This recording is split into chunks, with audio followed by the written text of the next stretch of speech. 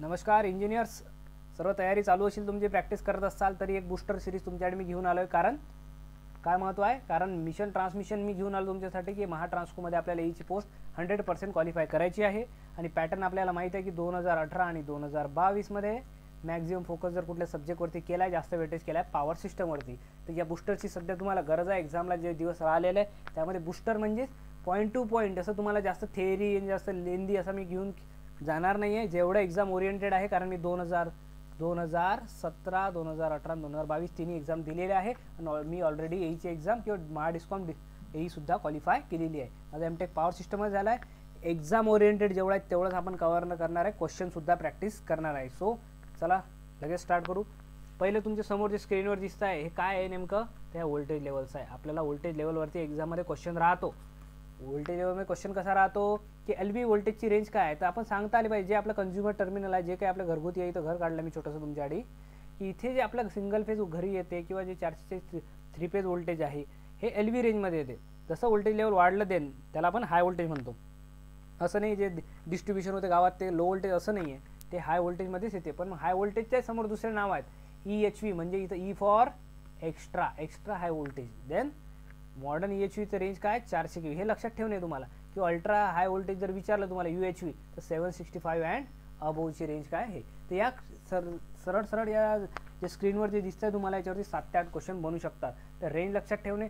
हे काय व्हाईट कलरचे टावर्स आहेत. हे टावरची हाईट वाढत जाते, हे तुम्हाला माहिती आहे. टावरची कमी हाईट राहते, जसा आपल्याला व्होल्टेज वाढत जाते तसं त्याचा ग्राउंड क्लिअरन्स जो आहे तो चेंज होत जातो. सो व्होल्टेज लेवलवर जर क्वेश्चन आला की UHV वरती किती आहे तर 765 अँड अबोव, हे तुम्हाला लगेच सांगता आलं पाहिजे. किंवा हाय व्होल्टेज जर तुम्हाला विचारलं सांगता आलं पाहिजे 11 to 33 kV. ओके, हे क्वेश्चन कुठंच मिस झालेले नाही पाहिजे. आता कधी कन्फ्यूज काय होते की UHV जास्त आहे का EHV, फक्त एवढं आपलं, आता मी आता एक्झाम दिला मला माहिती आहे की EHV वरती आहे का UHV वरती आहे. तर लक्षात घ्या, सिम्पल लक्षात ठेवायचं EHV आणि UHV. सो ई जो आहे ABCD मध्ये अल्फाबेटिकल ऑर्डरमध्ये काय कमी आहे, हा व्ही जो आहे तो खूप UH नंतर येतो. म्हणजे पहिले कोण येतो EHV येतो. EHV म्हणजे याची व्होल्टेज रेंज काय राहील, कमी राहील. आणि U फॉर अल्ट्रा जो आहे तो ABCD मध्ये नंतर येते, म्हणजे त्याची व्होल्टेज लेवल जास्त राहील. बाकी HV आणि LV मध्ये कन्फ्यूज होण्यासारखं काहीच नाही आहे, फक्त EHV आणि UHV याच्यामध्ये आपण जनरली कन्फ्यूज होत असतो. Okay, clear. याच्यावरती हाच क्वेश्चनच आहे ते सर, याच्यावर ऑब्जेक्टिव्ह प्रॅक्टिस घेण्यात काही अर्थ नाही आहे. हे तुमच्यासमोर ऑलरेडी क्वेश्चनच आहेत, वेगवेगळे ऑप्शन हेच आहेत. LV विचारलाय 4 ऑप्शन देऊन टाकतील, 4 याच्यावर क्वेश्चन बनवा. स्वतः प्रॅक्टिस तर तुम्ही करत असाल. ओके, आता हे जे व्हॅल्यू दिलेले आहेत ह्या व्हॅल्यू काय आहेत हे जनरली आपण लक्ष देत नाही. गोष्टीकडे आपण रट्टा मारतो किंवा आपण लक्षात ठेवतो फक्त की सर एवढा 11 kV, 66 kV, 765 kV. बट हे व्होल्टेज आहे काय नेमकं, लाईन व्होल्टेज आहे, फेज व्होल्टेज आहे, पीक व्हॅल्यू आहे, RMS व्हॅल्यू आहे. तर हे कोण सांगणार आहे, ते क्वेश्चनमध्ये लक्षात घ्या. इथं आता लक्षात घ्या, द रेटेड व्होल्टेज, क्वेश्चन बघा, rated voltage for 3 phase power is given आहे. जे काही ट्रान्समिशन लाईनमध्ये जे काही व्होल्टेज दिलेलं आहे हे RMS फेज व्होल्टेज आहे की RMS पीक फेज व्होल्टेज आहे किंवा RMS line to line voltage आहे किंवा peak line to line voltage आहे. सो लक्षात ठेवा, हे जे व्होल्टेज स्पेसिफाईड असते ना हे RMS line to line voltage आहे. म्हणजे हे जे व्होल्टेज स्पेसिफाय केलेलं आहे हे लाईन व्होल्टेज आहे. आणि याची कुठली व्हॅल्यू आहे, पीक व्हॅल्यू आहे की नाही, RMS root means square value ही स्पेसिफाईड केलेली असते. मग जेव्हा सिंगल फेज असते तेव्हा तर डायरेक्टली आपण देतोच, पण हे जे 440 आहे हे लाईन व्होल्टेज आहे. असे प्रत्येक हे जे आहे 3 फेज व्होल्टेजची लाईन व्होल्टेजची व्हॅल्यूज आहे. एक्झाममध्ये क्वेश्चन विचारू शकतात. ओके, हा एक क्वेश्चन याच्यावरती. आणि बाकी हे क्वेश्चन तुमच्या स्क्रीनवर असं आहे सर्व, की तुम्हाला मॉडर्नमध्ये हे आहे, यामध्ये हे लक्षात ठेवणे तुमचं काम आहे. ओके, देन नेक्स्ट टॉपिक जो आपला महत्त्वाचा एक्झाम ओरिएंटेड आहे तो कंडक्टर जो यूज करतो आपण, जो काही कंडक्टर आपण ले करतो टावरवरती आपण पाठवतो पॉवर ट्रान्सफर करण्यासाठी, त्याबद्दल विचारतात. ACSR कंडक्टरवरती जास्त विचारतात. काय ते ACSRचा लॉंग फॉर्मसुद्धा विचारतात. तुम्ही असं नका समजू की आपण एईची एक्झाम देतो आणि एकदम हायर लेवलचं करायचं आहे. बेसिक गोष्टीचं एक्झाममध्ये विचारत असतात, असं काही वेगळं नाही आहे. So ACSR aluminium conductor steel reinforce, यामध्ये काय होतं, कधी ॲल्युमिनियम कंडक्टरच्या जागी ऑप्शनमध्ये काय देतात, ॲल्युमिनियम कॉपर स्टील रेनफोर्स, किंवा कधी ॲल्युमिनियम कंडक्टर सिलिकॉन रेनफोर्स, किंवा रेनफोर्सच्या जागी दुसरंच काहीतरी नाव देतील. सो 4-5 ऑप्शन असे बनवतात. पण लक्षात ठेवणे, स्पेसिफिक लक्षात ठेवा, ॲल्युमिनियम कंडक्टर स्टील रेनफोर्स म्हणजे नेमकं काय, याचं काय मिनिंग आहे. सो इथे लक्षात ठेवणे. हा जो आपला सॉलिड कंडक्टर आहे, हा कंडक्टरला काय म्हणू आपण, हा सॉलिड कंडक्टर आहे. आणि हा सॉलिड आहे का नाही, हा ACSR आहे, ACSR कंडक्टर. मग दोघांमध्ये काय फरक आहे किंवा एक्झाममध्ये न्यूमेरिकल पण राहतात, तर ते आपण सध्या बघणार आहे. बघा, याचा जर डायमीटर जो सॉलिड कंडक्टर होता आपला, तो सॉलिड कंडक्टर आपण यूज करत नाही, सॉलिड कंडक्टर आपण यूज करत नाही. पण सॉलिड कंडक्टरचा डायमीटर काय आहे, डी जर असला, ओके, सॉलिड कंडक्टर आहे त्याचा डायमीटर काय झाला आहे, डी होता. तर आपण जो स्टँडर्ड कंडक्टर बनवू त्याचा डायमीटर सुद्धा काय राहील, त्याचा डायमीटर ओव्हरऑल डायमीटर जो मेजर आहे तो डीच राहील. बट इंडिव्हिज्युअली जे स्टँड आहेत त्या स्टँडचा डायमीटर काय राहणार आहे, इथे छोटा डी लक्षात ठेवा, छोटे डी. आपण काय केलं आहे, कन्वर्ट केलं आहे स्टँड्समध्ये, छोटे छोटे डी आहेत. तर या डीवरच क्वेश्चन राहतात आणि नंबर ऑफ लेअरवर सुद्धा राहतात. की हे जे एक लेअर आहे, सध्या काय झालं, स्टील रेनफोर्समध्ये स्टील कुठला झाला, सेंटरवाला झाला स्टील. आणि बाहेरचे काय झालेत, हे बाहेरचे जेवढेही तुम्हाला कंडक्टर दिसतात हे काय झाले, ॲल्युमिनियमचे कंडक्टर आहेत. मग क्वेश्चन काय राहतो, सॉलिडवाला जर डायमीटर डी आहे, म्हणजे मेजर जो सॉलिड कंडक्टर याला स्टँडने केला आहे, तर ACSR मधल्या एका स्ट्रँडमधल्या जो कंडक्टरचा डायमीटर काय झाला, छोटा डी. आणि याच्यावरती काय राहतं, नंबर ऑफ लेअर राहतात. कसं म्हणजे बघा, आता ही काय झाली, एक लेअर झाली. इथं तुम्हाला जे दिसतं या डायग्रामला, इथं काढतो बघा मी. आता हा जर मी मधातला स्टील रेनफोर्सवाला काढला आणि त्याच्या आजूबाजूला काय आपले कंडक्टर्स आहेत, स्टँड्स आहेत. ओके, हे असं काढलं आहे. ओके, हे असं काढलं, एक लेअर झाली. याला काय केलं, याचा सर्कल केला म्हणजे हे एक लेअर झाली. नंबर ऑफ लेअर विचारतात तुम्हाला, तर आणखी याच्यावरती जर लेअर असली, ओके, अशी लेअर असली याच्यावरती काय असं स्टँड्स असतात. मधात एकच सिलिकॉनचा आहे, तो चेंज होत नाही. सिलिकॉन जो आहे, सॉरी स्टील जो आहे, कुठला स्टील जो आहे मधातला, तो चेंज होतो, तो एकच राहते. पण ह्या लेअर जे आहेत ना, हे चेंज होत राहतात. मग लेअर चेंज होतात तेव्हा डायमीटर जे आहे हे छोटे छोटे सेमच असतात. तर आपल्याला नंबर ऑफ लेअरवर डायमीटर कसा डिपेंड करतो एक्झाममध्ये विचारतात. जर एक लेअर आहे तुमच्याकडे तर डायमीटर किती राहील, जर 2 लेअर आहेत तर डायमीटर किती राहील, 3 लेअर आहेत किंवा 4 लेअर आहेत, 5 लेअर आहे, असं विचारतात. मग कसं काढू शकतो, आपल्याकडे फॉर्म्युला काय आहे, आपल्याकडे फॉर्म्युला आहे, ते फॉर्म्युले लिहून घ्या. कधी कधी एक्झाममध्ये न्यूमेरिकल विचारतात, कधी कधी एक्झाममध्ये डायरेक्ट फॉर्म्युला विचारतात. की जर ओव्हरऑल डायमीटर आपल्याला जर विचारला, ओव्हरऑल डायमीटर म्हणजे हा मोठा डायमीटर, किंवा यालाही तुम्ही असा डायमीटर म्हणू शकता जो ओव्हरऑल आहे पूर्ण याचा, तो ओव्हरऑल डायमीटर काय म्हणतो त्याला आपण, डी इज इक्वल टू, जेव्हा आपल्याला छोटा डी दिलेला असते आणि काय दिलेलं असतात, नंबर ऑफ लेअर. म्हणजे हे काय झाली, याच्यावरती एनची व्हॅल्यू दिलेली असते. एक लेअर आहे, 2 लेअर आहे, N is equal to 1, N is equal to 3, अशा नंबर ऑफ लेअर तुम्हाला दिलेले असतात. सो जर तुम्हाला डायमीटर विचारला, so D is equal to काय आहे, फॉर्म्युला लक्षात घ्या, 2n-1 n2 हा डी. कुठला डी, जो छोट्या छोट्या स्टँडचा डी आहे तो. हा फॉर्म्युला एक्झाममध्ये डायरेक्ट विचारलेला, काय न्यूमेरिकली सांगतोय मी तुम्हाला, फॉर्म्युला विचारलेला आहे. सो लक्षात ठेवणे, इथं ऑप्शनमध्ये मायनस प्लस हे ते राहते, कधी कधी 2n इकडे राहतो, 1-2n लिहितात ते. So 2n-1 into D, D for छोटे जे स्टँड आहेत त्यांचा diameter, N for number of layers. Layer तुम्हाला काढून दाखवलं किती लेअर असतात, तर असा क्वेश्चन राहतो की ओव्हरऑल डायमीटर काढा. आणखी काय राहतो, एक राहतो क्वेश्चन की हे जे स्टँड्स आहेत, आता डायमीटरचं काढलं आपण, हे लिहून घेतलं तुम्ही, याला करतो क्लिअर. लक्षात घ्या, एक एक गोष्ट महत्त्वाची आहे. आणि जे मोबाईलमध्ये फक्त झोपून पाहत असतील त्यांनी लक्षात घ्या, जोपर्यंत पेन पेपर तुम्ही हातात घेणार नाही, शॉर्टकटमध्ये लिहा किंवा कसं ते रफमध्ये लिहा, पण लिहा, ते लक्षात राहते. हे तुम्ही असं पाहून फक्त इमॅजिन करून की 2n-1 डी मी लक्षात ठेवील, असं होत नाही. अशा चुका मी खूप करून बसलेला आहे, त्यामुळे मला त्याचा पश्चाताप खूप जास्त ऑलरेडी झालेला आहे. ओके, त्यानंतर जो नेक्स्ट क्वेश्चन राहतो याच्यावरती नंबर ऑफ स्टँड्स. काय राहतो, नंबर ऑफ स्टँड्स म्हणजेच हे जे कंडक्टर आपण स्टँडर्ड केलेले, स्टँडर्ड म्हणजे जे छोटे छोटे केले, मोठ्या कंडक्टरचे छोटे करणं म्हणजे स्टँड्स करणं होते. Okay, number of standard conductor किंवा नंबर ऑफ स्टँड जर विचारलं तुम्हाला, तर इज इक्वल टू काय असणार आहे, 3n² - 3n+1. लक्षात ठेवणे, साईन लक्षात ठेवणे, स्क्वेअर कुठे आहे, इथं n² आहे. n म्हणजे नंबर ऑफ लेअर झालं, लेअर वेगळ्या, स्टँडर्ड आणि नंबर ऑफ स्टँड्स आणि नंबर ऑफ लेअरमध्ये फरक आहे, नाही तर दोघांचा आन्सर सेम देणार तुम्ही. लेअर म्हणजे हे एक लेअर, याच्यावरती एक लेअर झाली किंवा याच्यावरती आणखी जर कंडक्टर आले तर दुसरी तिसरी लेअर होईल. सो त्याला म्हणतात n, number of layer is equal to n. Number of stands म्हणजे एका लेअरमध्ये, हे जे आता तुम्हाला मी सर्कल केला इथं, नंबर ऑफ स्टँड जर तुम्हाला विचारलं की या लेअरमध्ये किती स्टँड्स आहे, तुम्ही म्हणणार सर 1, 2, 3, 4, 5, 6, 7, 8, काय म्हणणार तुम्ही, सर 8 स्टँड्स आहेत तिथं सर अशा लेअरमध्ये. तर असा क्वेश्चन राहतो की नंबर ऑफ स्टँड जर काढायचं असला तर 3n² - 3n+1. याच्यावरती कुठला क्वेश्चन राहतो सर, न्यूमेरिकल तर राहतो, थेअरीसुद्धा राहते. थेअरी म्हणजे ऑप्शनमध्ये असा फॉर्म्युला देतात. ओके, फॉर्म्युला देतात, प्लस मायनस साईन वेगळं करतात, 3n मागे घेतील, n² पुढे घेतील. Okay, clear. या टॉपिकवरती ACSR वरती 2च महत्त्वाचे क्वेश्चन बनतात, नंबर ऑफ लेअर याचा लॉंग फॉर्म आणि number of stands. Okay, clear. तर नेक्स्ट टॉपिककडे जाऊ. क्वेश्चन बघा, एक काय क्वेश्चन आहे इथे, which of the following property got higher values of aluminium in comparison with copper. आणि कॉपर आणि ॲल्युमिनियमचं विचारलं आहे. जसं आता इथं ॲल्युमिनियम्स काय यूज करतात, कॉपरच काय यूज करत नाहीत, किंवा कॉपर आणि ॲल्युमिनियमचे रिलेटेड क्वेश्चन राहू शकतात या टॉपिकवरती. जसं इथं क्वेश्चन तुमच्या समोर आहे, चला रीड करा. Which of the following properties had got higher value for aluminium in comparison with copper. म्हणजे कॉपरपेक्षा ॲल्युमिनियमची कुठली गोष्ट जास्त राहते, हे 4 ऑप्शन आहेत तुमच्याकडे. त्याला ऑप्शन वाचा पटकन, फास्ट. एक्झाममध्ये आपल्याला लवकरात लवकर करायचं असते, इतका वेळ नसते, लवकर उत्तर आलंच पाहिजे एवढ्या वेळात. तुमचं काय तर जे असेल तुम्ही इमॅजिन केलं असेल, काय कोणी ए, कोणी बी, कोणी सी, कोणी डी. तर लक्षात घ्या, ॲल्युमिनियमच्या क्वेश्चनची लँग्वेज बदललेली आहे. फक्त काय ॲल्युमिनियमचं काय जास्त असते, तर आपल्याला वाटते की एखादा दुसरा पॉईंट आहे, पण आपल्याला माहिती आहे ॲल्युमिनियमची रेजिस्टन्स जी आहे कॉपरपेक्षा जास्त असते. जो ॲल्युमिनियमचा रेजिस्टन्स आहे कॉपरपेक्षा जास्त असते. कॉपरचा रेजिस्टन्स जो असतो तो कमी असतो, कशापेक्षा, ॲल्युमिनियमपेक्षा. मग ॲल्युमिनियम का बरं यूज करतात, तो लाईट वेट असते, इकॉनॉमिकल असते, सगळ्या गोष्टी असतात, त्यामुळे यूज करतात. पण हा क्वेश्चन त्याबद्दल नाही आहे की तो का बरं यूज करतात. हा क्वेश्चन आहे की ॲल्युमिनियमचं काय जास्त असते, तर इलेक्ट्रिकल रेजिस्टन्स ॲल्युमिनियमचं जास्त असते. तुम्हाला सर्वांना माहिती आहे, पण काय होते, आपण घाईघाईमध्ये प्रश्न वाचतो आणि उत्तर कुठेही पण चुकीचं देऊन टाकतो. नेक्स्ट बघा question, the function of steel wire. Steel वायरचं म्हणजे मधातला जो स्टीलवाला जो आहे, स्टील रेनफोर्स जो आहे, हा मधला जो आहे हा कशापासून बनलेला आहे, स्टील. तर याचं काय काम आहे, स्टील रेनफोर्स नाव आहे, तर नावाचं लक्षात, रेनफोर्समेंट म्हणजे काय करते, तो मेकॅनिकल स्ट्रेंथ प्रोव्हाइड करतो. तो करंट फ्लो करण्यासाठी यूज करतो का आपण याचा, नाही.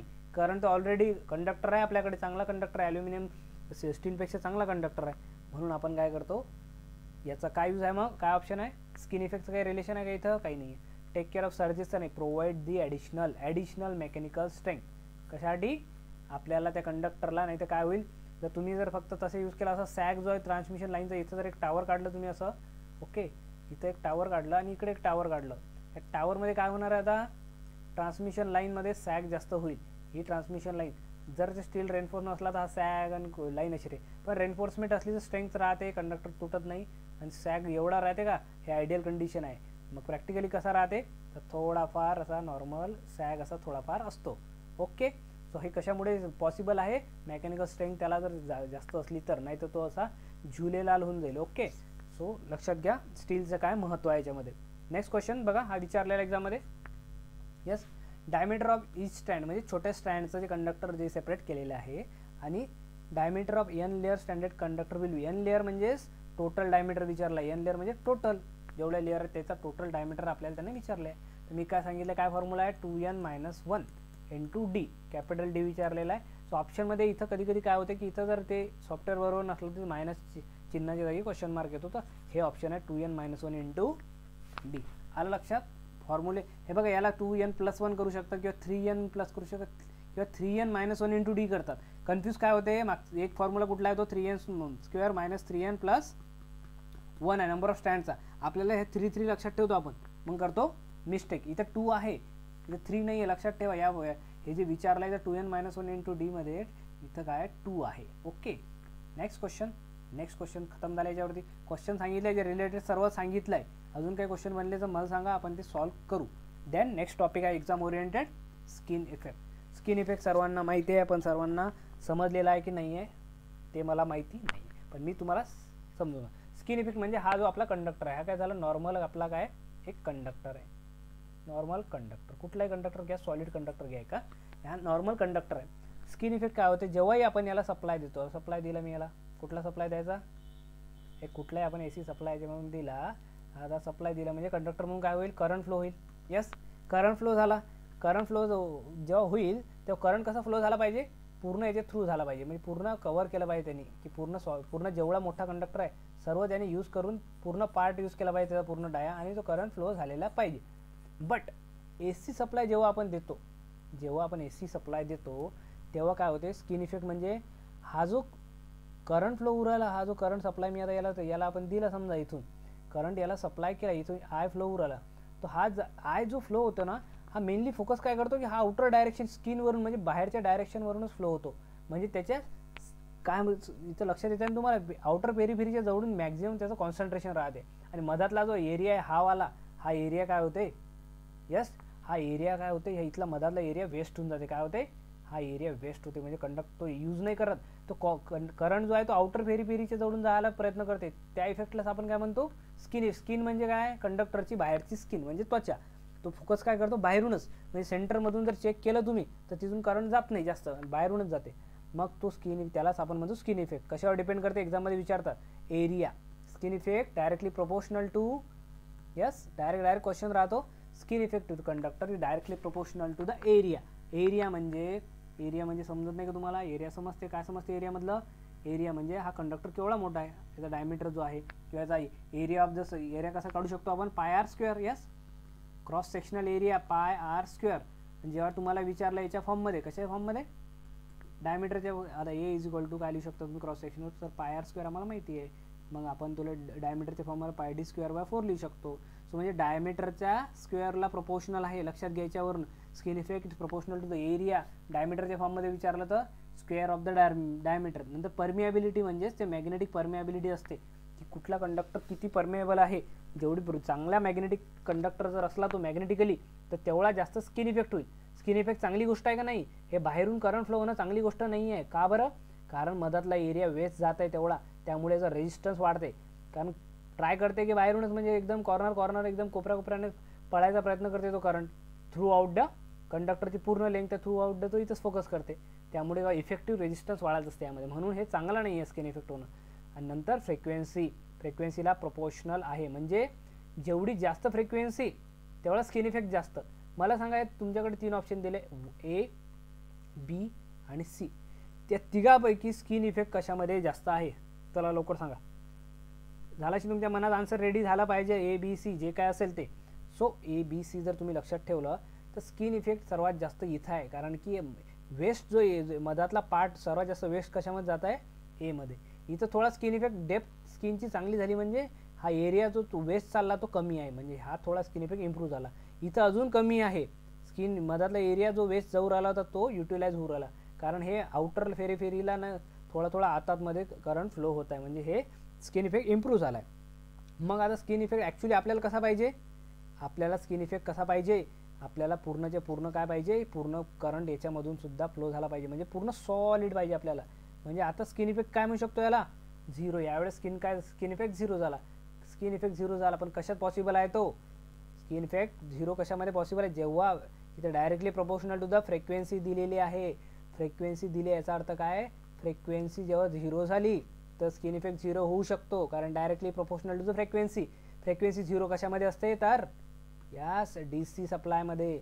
So for DC skin effect 0 का बरं म्हणतो आपण, कारण फ्रिक्वेन्सी 0 म्हणजेच तो जो आउटरला फोकस करत असते ते बाहेरून पळायचा जो सरकमफरन्सच्या फेरीवरून तो प्रयत्न करत नाही, स्किन इफेक्ट 0 राहतो, म्हणून पूर्णचे पूर्ण कंडक्टर जो आहे तो युटिलाइज होतो. त्यामुळेच काय एक टर्म कुठली डिफाईन होते, RAC, म्हणजे AC सप्लायला जो रेजिस्टन्स आहे तो 1.6 टाइम्स काय असते रेजिस्टन्स. म्हणजे सेम कंडक्टर, हाच कंडक्टर तुम्ही जर एक कंडक्टर आहे हा वाला, ओके कंडक्टर चांगला काढा सर, असा का काढू राहिले, ठीक आहे एक चांगला कंडक्टर काढू आपण. हा जो कंडक्टर आहे इथे, या कंडक्टरला आपण 2 कंडिशन देऊ. त्या कंडक्टरला काय करू, सेम कंडक्टर घेतला आपण, जेव्हा आपण याला AC सप्लायला जोडतो तेव्हा त्याचा रेजिस्टन्स किती येतो, 1.6 टाइम्स कशाचा, जेव्हा आपण त्याला DC सप्लायला जोडतो. DC सप्लायला रेजिस्टन्स कमी राहतो. कमी का बरं दाखवतो, या स्किन इफेक्ट नसते म्हणून, स्किन इफेक्ट नसते म्हणून रेजिस्टन्स जो आहे DCचा तो कमी राहतो. ACचा रेजिस्टन्स 1.6 टाइम जास्त राहतो. म्हणजे DCचा रेजिस्टन्स जर 1 असला तर ACचा रेजिस्टन्स किती काढणार तुम्ही, 1 × 1.6 म्हणजे 1.6. जर DCचा रेजिस्टन्स 10 ओहम आहे तर तुम्हाला AC रेजिस्टन्स विचारला, क्वेश्चन जर विचारला, कधी कधी क्वेश्चन फॉर्मिंग होऊ शकते. If the resistance for the conductor for the DC is 10 ohm, then the resistance for the AC supply म्हणजे काय असणार आहे. सो काय येणार आहे तुमचा आन्सर, 1.6 टाइम द DC, म्हणजे 1.6 × 10 म्हणजे किती झालं, 16 ओहम. लक्षात ठेवणे, छोट्या गोष्टी असतात एक्झाममध्ये, आपण त्या पॉईंटमध्ये जेव्हा अभ्यास करतो तेव्हा वाचत नाही, पण असा एक क्वेश्चन फॉर्मिंग होऊ शकते. आणखी एक महत्त्वाचा पॉईंट जो दिसतोय तुमच्या स्क्रीनवर तो आहे स्किन डेप्थ. स्किन डेप्थ म्हणजेच, आता स्किन डेप्थ, आता एवढं इंग्लिश तर सर्वांना समजते, सांगायची गरज नाही आहे. स्किन डेप्थ म्हणजे हे जे डेप्थ आहे जी, आता हा स्किन डेप्थ कमी आहे, याची स्किन डेप्थ काय थोडी जास्त आहे, याची स्किन डेप्थ अजून थोडी जास्त आहे. म्हणजे स्किन डेप्थ म्हणजे आता आतमधली जर मी म्हटलं तर स्किन डेप्थ कशाला म्हणतो आपण, हे जे डेप्थ आहे म्हणजे आउटरपासून तर इथपर्यंत पूर्ण याची स्किन ज्याच्याकडून करंट फ्लो होत आहे त्याला म्हणतो आपण स्किन डेप्थ. हे शुड बी काय पाहिजे आपल्याला, कमीत कमी पाहिजे. Inversely proportional to the frequency आहे. Inversely proportional to frequency under root लिहिलं आहे. Inversely proportional to the 1/√f √f. Okay 5 झालं की इथं हां √f. सो √f फ्रिक्वेन्सीला काय इन्व्हर्सली प्रोपोर्शनल आहे. म्हणजे जर आपली फ्रिक्वेन्सी हे झाली स्किन डेप्थ एस डी करतो मला स्किन डेप्थ, जर आपली फ्रिक्वेन्सी जास्त झाली तर स्किन डेप्थ काय होईल, स्किन डेप्थ कमी होईल. स्किन डेप्थ कमी होणं चांगलं आहे का नाही, स्किन डेप्थ कमी म्हणजे असं बनणं, आणि असं बनणं चांगलं नाही आहे. हे असं पाहिजे आपल्याला, म्हणजे कमीत कमी पाहिजे, मिनिमम तर आपल्याला डायरेक्ट झिरोच पाहिजे. पण समजा ॲज कम्पेअर टू जर विचार केला तर आपल्याला बेटर कुठला आहे, खालचं बेटर आहे. कारण याचं स्किन जास्त युटिलाइज करतोय, कंडक्टरचा जास्त यूज होत आहे, इथं कंडक्टरचा कमी यूज होत आहे. म्हणून फ्रिक्वेन्सी जेव्हा कमी होते तेव्हा स्किन डेप्थ काय होते, इन्व्हर्सली वाढते. स्किन डेप्थ वाढणं म्हणजे हे अंतर वाढणं, हे अंतर वाढणं म्हणजेच हे इथे अंतर वाढतं आहे, म्हणजे याचा अर्थ काय, हे चांगली गोष्ट होत आहे आपल्याला. सो एक्झाममध्ये जर विचारलं स्किन डेप्थबद्दल तर अंडर रूट आहे, डायरेक्टली फ्रिक्वेन्सीला प्रोपोर्शनल नाही आहे. स्किन इफेक्ट प्रोपोर्शनल आहे पण स्किन डेप्थ इन्व्हर्सली प्रोपोर्शनल आहे. तर मला सांगा आता फॉर डी सी जर तुम्ही याच्या जागी 0 टाकलं, फ्रिक्वेन्सी जर 0 झाली, फ्रिक्वेन्सी 0 झाली तर स्किन डेप्थ काय इन्फायनाइट म्हणजे आयडियली इन्फायनाइट असते, पण आयडियली आहे का ते नाही. स्किन डेप्थ इन्फायनाइट म्हणजेच पूर्णचेच पूर्ण स्किन त्यांनी काय केलेली आहे, युटिलाइज केलेली आहे. म्हणजेच पूर्ण कॉपरचा जो कंडक्टरचा एरिया आहे या पूर्ण एरियामधून करंट फ्लो होणार. Okay clear. स्किन इफेक्ट आता याच्यावरती बघू आपण questions. Skin effect does not depend, not वाला विचारला, डिपेंड सांगितलं तुम्हाला मी. आता कशावर डिपेंड करते सध्या सांगितलं, एरियावरती, फ्रिक्वेन्सीवरती आणि परमिएबिलिटीवरती. सो डज नॉट, शेप म्हणजेच लक्षात घ्या, शेप म्हणजे एरियाच आला ना शेवटी, एरियावर शेप डिपेंड करते, लक्षात घ्या शेप कसा त्यानुसार. ऑपरेटिंग व्होल्टेजबद्दल काही सांगितलं का मी तुम्हाला, की डायमीटरवर सांगितलं, डायमीटर म्हणजेच एरिया आला त्याचा, आणि फ्रिक्वेन्सी सांगितलं आहे. ऑपरेटिंग व्होल्टेजचं स्किन इफेक्टचं काही घेणं देणं नाही आहे. तर नॉट म्हटलं म्हणून आपला आन्सर काय असणार आहे, ऑपरेटिंग. जर आपल्याला विचारलं डिपेंड्स ऑन विचारलं असतं तर बाकीचे 3 ऑप्शन झाले असते आपले. जर डिपेंड नॉट जर इथं नसतं, इथे नॉट झालं, मग डिपेंड्स ऑन शेपवर डिपेंड करते, डायमीटरवर डिपेंड करते, फ्रिक्वेन्सीवर डिपेंड करते, आणि 5वं ऑप्शन काय असतं तुमचं, 5वं असतं 1, 3 and 4. म्हणजे हे तुमचं करेक्ट आन्सर असतं. ऑल ऑफ द अबोव झालं असतं का नाही, ऑल ऑफ द अबोव झालं नसतं, कारण ऑपरेटिंग व्होल्टेजवर डिपेंड करत नाही. Next question, skin effect exist in, काय सांगणार आहे आता, skin effect exist in cable carrying DC current, DC transmission only, AC transmission only, DC always AC transmission. Exist असणे म्हणजे ज्यात असतो, डीसी मध्ये असतो का नाही, मग डीसी ट्रान्समिशन असणार आहे का नाही. एसी ट्रान्समिशनमध्ये only AC transmission, yes AC मध्ये असतो, आणि DC as well as AC, DC मध्ये नसतो तर ॲज वेल एज एसीचा ऑप्शन येणारच नाही ना, ओनली एसी ट्रान्समिशन ओनली. लक्षात घ्या. एक असाच कन्फ्युजन क्वेश्चन कशाबद्दल राहतो, हा झाला डीसी, त्या कोरोनामध्ये एक क्वेश्चन राहतो कोरोना इफेक्ट. आपण काय करतो, कोरोनाचा इफेक्ट आहे तो 0 नसतो, कोरोना 0 नसतो डीसी मध्ये, फक्त स्किन इफेक्ट 0 असतो. लक्षात ठेवा, डीसी मध्ये 0 असतो तो स्किन इफेक्ट, कोरोना डीसी मध्ये सुद्धा असतो आणि एसी मध्ये सुद्धा असतो. फक्त डीसी मध्ये कोरोनाची व्हॅल्यू जी असते हे कमी असते ॲज कम्पेअर टू एसी पेक्षा. कशाची value, corona for DC is less than corona in AC, पण असतो, 0 नसतो, 0 ओनली स्किन इफेक्ट. कारण हा क्वेश्चन मी स्वतः रॉंग केलेला एक्झाममध्ये, जेव्हा 2017चा पेपर दिला होता तेव्हा काय केलं आहे, स्किन इफेक्ट लक्षात ठेवलं 0 फॉर 0 असतो म्हणून, आणि कोरोनाचा क्वेश्चन विचारला स्किन इफेक्टच दिला आन्सर की डीसी फॉर 0. ओके देन काय भेटलं मग मला 2.2 मार्क्स भेटले काय नाही, याचे 1/4 निगेटिव्ह मला भेटले मस्त, आणि मी खुश झालो म्हणजे कारण मी त्यावेळेस क्वालिफाय करू नाही शकलो. Okay then next, skin effect of the conductor reduces with the increasing. Question बरोबर वाचायचा, रिड्युसेस बद्दल विचारलेला आहे. इन्क्रीज इन म्हणजे कुठली गोष्टी वाढवली तर आपला स्किन इफेक्ट रिड्यूस होतो. स्किन इफेक्ट सप्लाय फ्रिक्वेन्सी वाढवली तर स्किन इफेक्ट वाढतो, म्हणजे हे ऑप्शन नाही आहे. ओके, जर क्रॉस सेक्शन आपण 3 नंबरचा ऑप्शन बघा, cross section of the conductor जर आपण वाढवलं म्हणजे एरिया जर वाढवला तर स्किन इफेक्ट काय होते, वाढते. आपल्याला रिड्युसेस विचारलेला आहे. परमिएबिलिटी जर वाढवली तर स्किन इफेक्ट वाढतो, आपल्याला रिड्युसेस विचारलेला आहे.